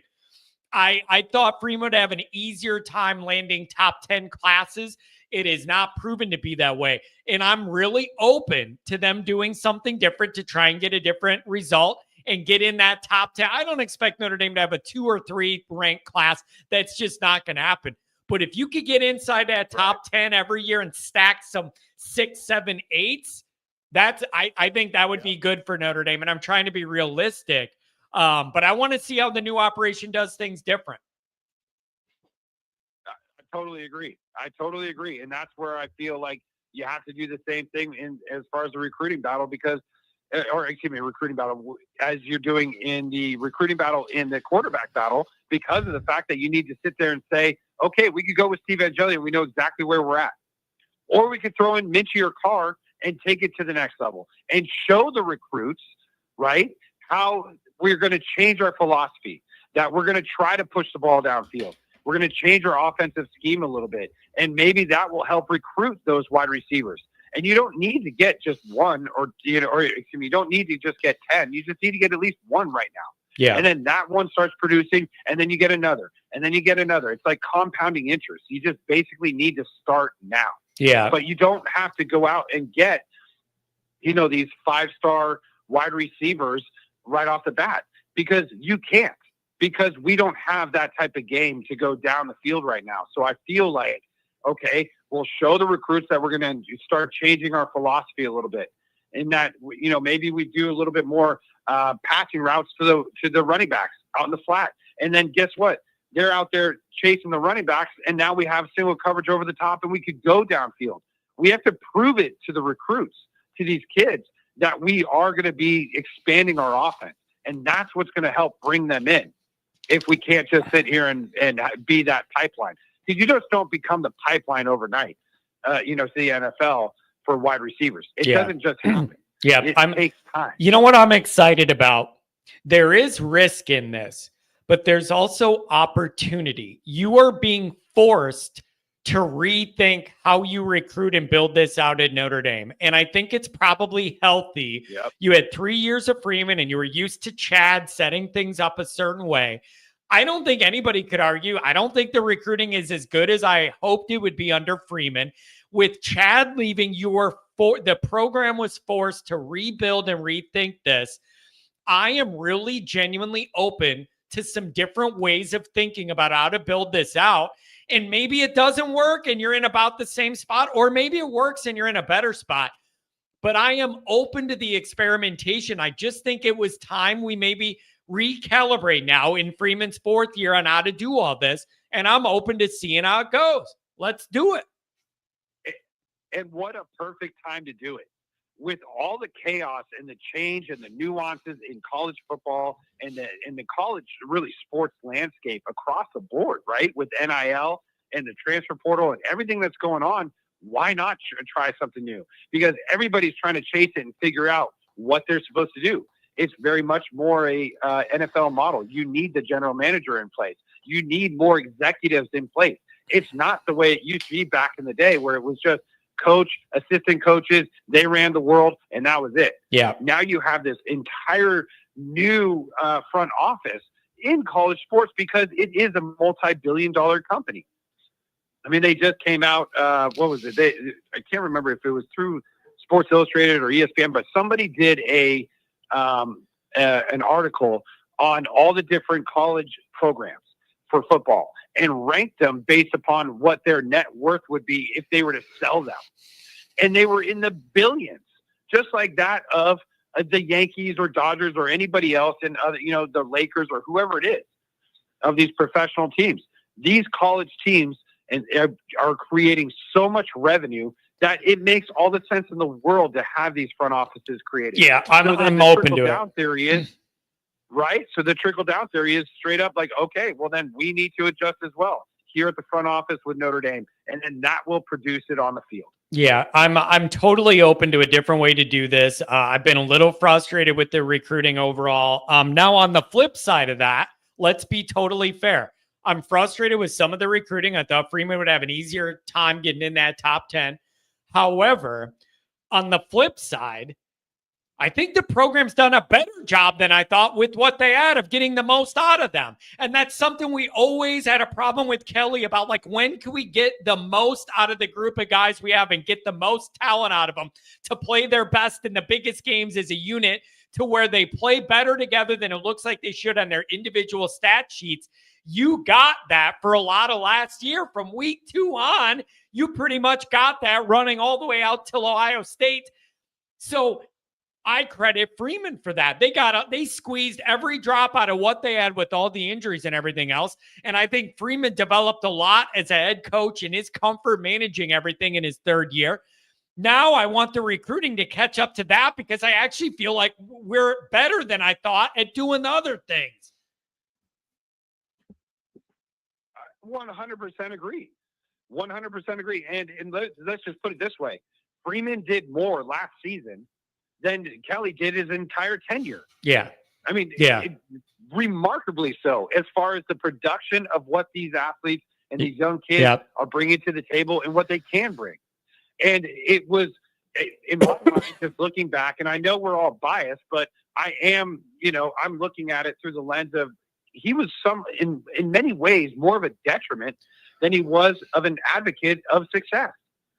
I mean, it just seems like every single time. I know the previous caller was just talking about, what was it? Oh, going down to Miami, and that the sound and reverberation and all that stuff. I've been to that stadium. I was there before it was renovated. I was there after it was renovated. And I'll just say this, that yes, that is true. But when you look at the players coming out of the tunnel in the first play, they just weren't ready. They were mentally not prepared. And that is on the coaching staff, point blank. When you watch these players come through the tunnel now in this last year, and it took them a couple of years, right? Like, he'd be up for big games, but then, oh man, Stanford, Marshall, NIU, like, name it. Like, here we go. Like, it just was like, what's going on? That's on the coaching staff. But now this last year, like after that NIU, we are locked in. Yeah. And they are taking that momentum and they're rolling with it. And it's just going to keep getting better and better. Yeah. Yeah. I'm open. I'm open to some of this stuff changing. I'm open to new ways to doing things. I'm open to changing the recruiting timing a little bit, whatever you need to do. Like, I think it's a good time for it. Year 4, after you've proven it, you have some skins on the wall now at eye level. I think it's time to get greedy and try and tweak a little more. I'm here for whatever this is going to be. We just need to see some results. Definitely. Well, I mean, look, we can talk about this till we're blue in the face. We can talk about all the great things that are happening or what has happened. It's not going to mean anything unless the proof is being put out on that field this next year and the year after that. We have to have sustainability. We have to sustain what we have, this momentum, but we also have to get better in all facets of the game. And that is on the field with the X's and O's, of course, in the film study, in the weight room, as well as in the executive board, man. That all of them have got to get better. Even if they're new to it, they got to get better. That's just the point. Like, just leave it. Kind of our mantra in the Firehouse is leave it better than you ever found it. So if you find something and it's good, make it better. What else can you do to make something better? So that's where I think that they just need to continue this, because like I said before, this is not TCU. We are not just showing up for one and then we're done. Yeah. We are not going to come back here in 12 years. Yep. We expect to be back here as a Notre Dame fan base, as well as the program, as well as the coaching staff. They expect to be back here. Do you think the TCU fan base was like, oh, man, we'll make it back next year? No. Realistically, no. If you were to ask them, they'd be like, well, I mean, it was a flash in the pan. And great for them, and great for the other schools that make it there every once in a while. But the point is that this is Notre Dame. And we're on a different level. I'm with you. Because of the history. I'm totally with you. And you need to demonstrate you have lasting staying power. And you need to claim one of those at-large spots. And people just get annoyed penciling it in that Notre Dame's going to be a problem to deal with. And the other benefit is the more you punch your ticket there and the more experience you have in those moments as a program, the more comfortable you get performing well in all those different high pressure situations. Like, you need staying power here, and it's a big year for that, man. Anything else, my friend? I appreciate everybody still having interest and not forgetting all about this and coming back today. I love the homecoming party. Yeah, absolutely. I got 3 very quick things for you. One, we're not the only program that has a quarterback, new quarterback coming in and new players. Playoff teams that were there last year, and most of them are dealing with new players at the helm. Yeah, coaching staff. Talk to everybody. Like, don't freak out over the fact that it seems like we have so many new pieces and how's this going to work, because everybody's dealing with it. So we just need to buck up and move forward. Second, thank God you're back. It was way too long. It was great for you. And all the videos that you were putting out. I was like, man, he looks so calm. I've never seen him so calm. And even my wife was like, that's not John. I'm like, oh, it's John. He's on vacation. It was incredible. It's you know what I think it is, man? The tropical warm air and a constant relaxed flow of Miller Lights kind of puts me in a different spot in vacation. It lowers the blood pressure, man. I think that's what it is. That was one of them. Yeah.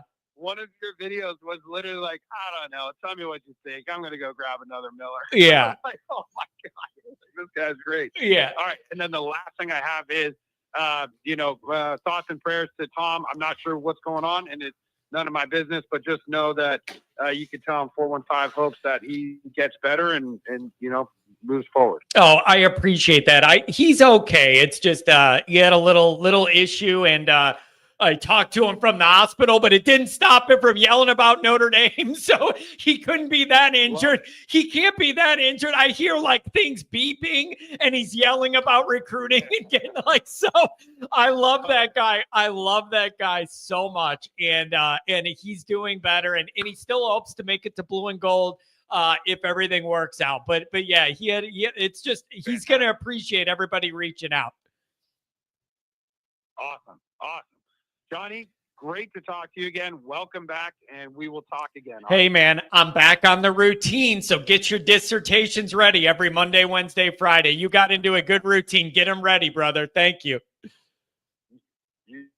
Take care. Have a good one. Oh, man, what a good show to get back. I'm telling you.